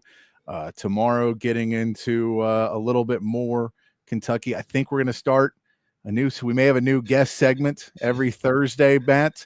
We may be bringing on my buddy Bama Bruce Castleberry. I was talking to him the other day. He is a character in himself, musician, has played around Austin for 20 plus years. I won't give away his age, but he's been around for a long time. But he is a character in himself. He is a big Alabama fan and a big SEC guy. So, but he likes to venture into some picks every week. So I talked to him about some different picks every week, and I thought maybe we'll bring that energy to the show on a Thursday and give some people some ideas. I was talking to him last night. He's like, yeah, I was walking my dog, and he was helping out somebody, a friend of ours that's lives in the neighborhood. And he's like, yeah, I got the FIU game tonight. Like, there's football. I didn't even know there was football on tonight. I didn't even look. It was Tuesday. I just assumed there wasn't football. But apparently FIU was playing, and he had money on it. So he's so good friend. Maybe we'll have him on tomorrow on the show. But let's get to our meathead of the day today, Matt. This is somebody I think we've all been this guy at least some point. And I don't know what this player's name is. But I saw this today of a Bengals player on the sideline really trying to hide that he may have some snacks on the sideline. If we see him trying to open up a bag there, you can't get, but he's just kind of hiding a little bit, gets his bag open, immediately back in the pocket, Matt. Immediately back in the pocket so we can just reach into the pocket and grab the little snacks out. Try not to let anybody see it. Trying to hide it in there. Don't let him. And then little close Matt does the hiding it right there. It's not a super hidden, but it is funny that a cameraman just sat there viewed on him while he thinks he's being stealth with some snacks on the sideline. I think we've all been in a moment in our lives, Matt, where we've been like, man, I really just kind of want to eat this snack or to put this one piece, but I'm doing something else and I don't want to seem like I'm not paying attention. And then you look like that guy where you're just really trying to, no, I'm focused. I'm focused on you, man. I'm going to do this over here, but I'm focused on you. Yeah, I don't think that's Shamar Stewart. I think it's probably, it's somebody, clearly they're not playing because they're in street clothes. So it's maybe a practice squad guy. Play it for me one more time. I'm trying to do some detective work here. Right. There we go. That's quite the hairline too. That's impressive. You know what? No, he's too small to be that guy. It could be Kendall Milton. Could be. I tried to do a little sleuthing earlier, and it was like 6 or 7 guys, and I did not want to be the racist just picking black guys. So I decided against it. I'm looking at pictures. I know, and the hair may not be the same in the picture that it is in there either. That's the thing. The picture may be from 2 years ago. That's true. I'm not going to venture to guess. No. But I will say it is not Jackson Kirkland or Seth McLaughlin. Just cross them off. It's not Joe Burrow either. I think it's not Joe Burrow. I think it could be Gary Brightwell, the running back out of Arizona. It could be. And yes, Roy, you're correct. Chip does sneak snacks. God, that's hard to say on the show every day. And I like Joe. I like the riding Cap Metro, trying not to show it. I love that. All right, we got to get out of here. When you play organization like the Bengals, who probably makes you pay for those snacks, you probably don't want on that you've had too many. So that's what it is. All right, we brought some from home. That's what he's trying not to show, that he brought some snacks from home. All right, we got to get out of here. We'll be back tomorrow. Give you some more Texas football, get you ready for Kentucky. But until then, be kind, be safe, keep your underwear clean. We'll see you right back here tomorrow for more from Open Gym.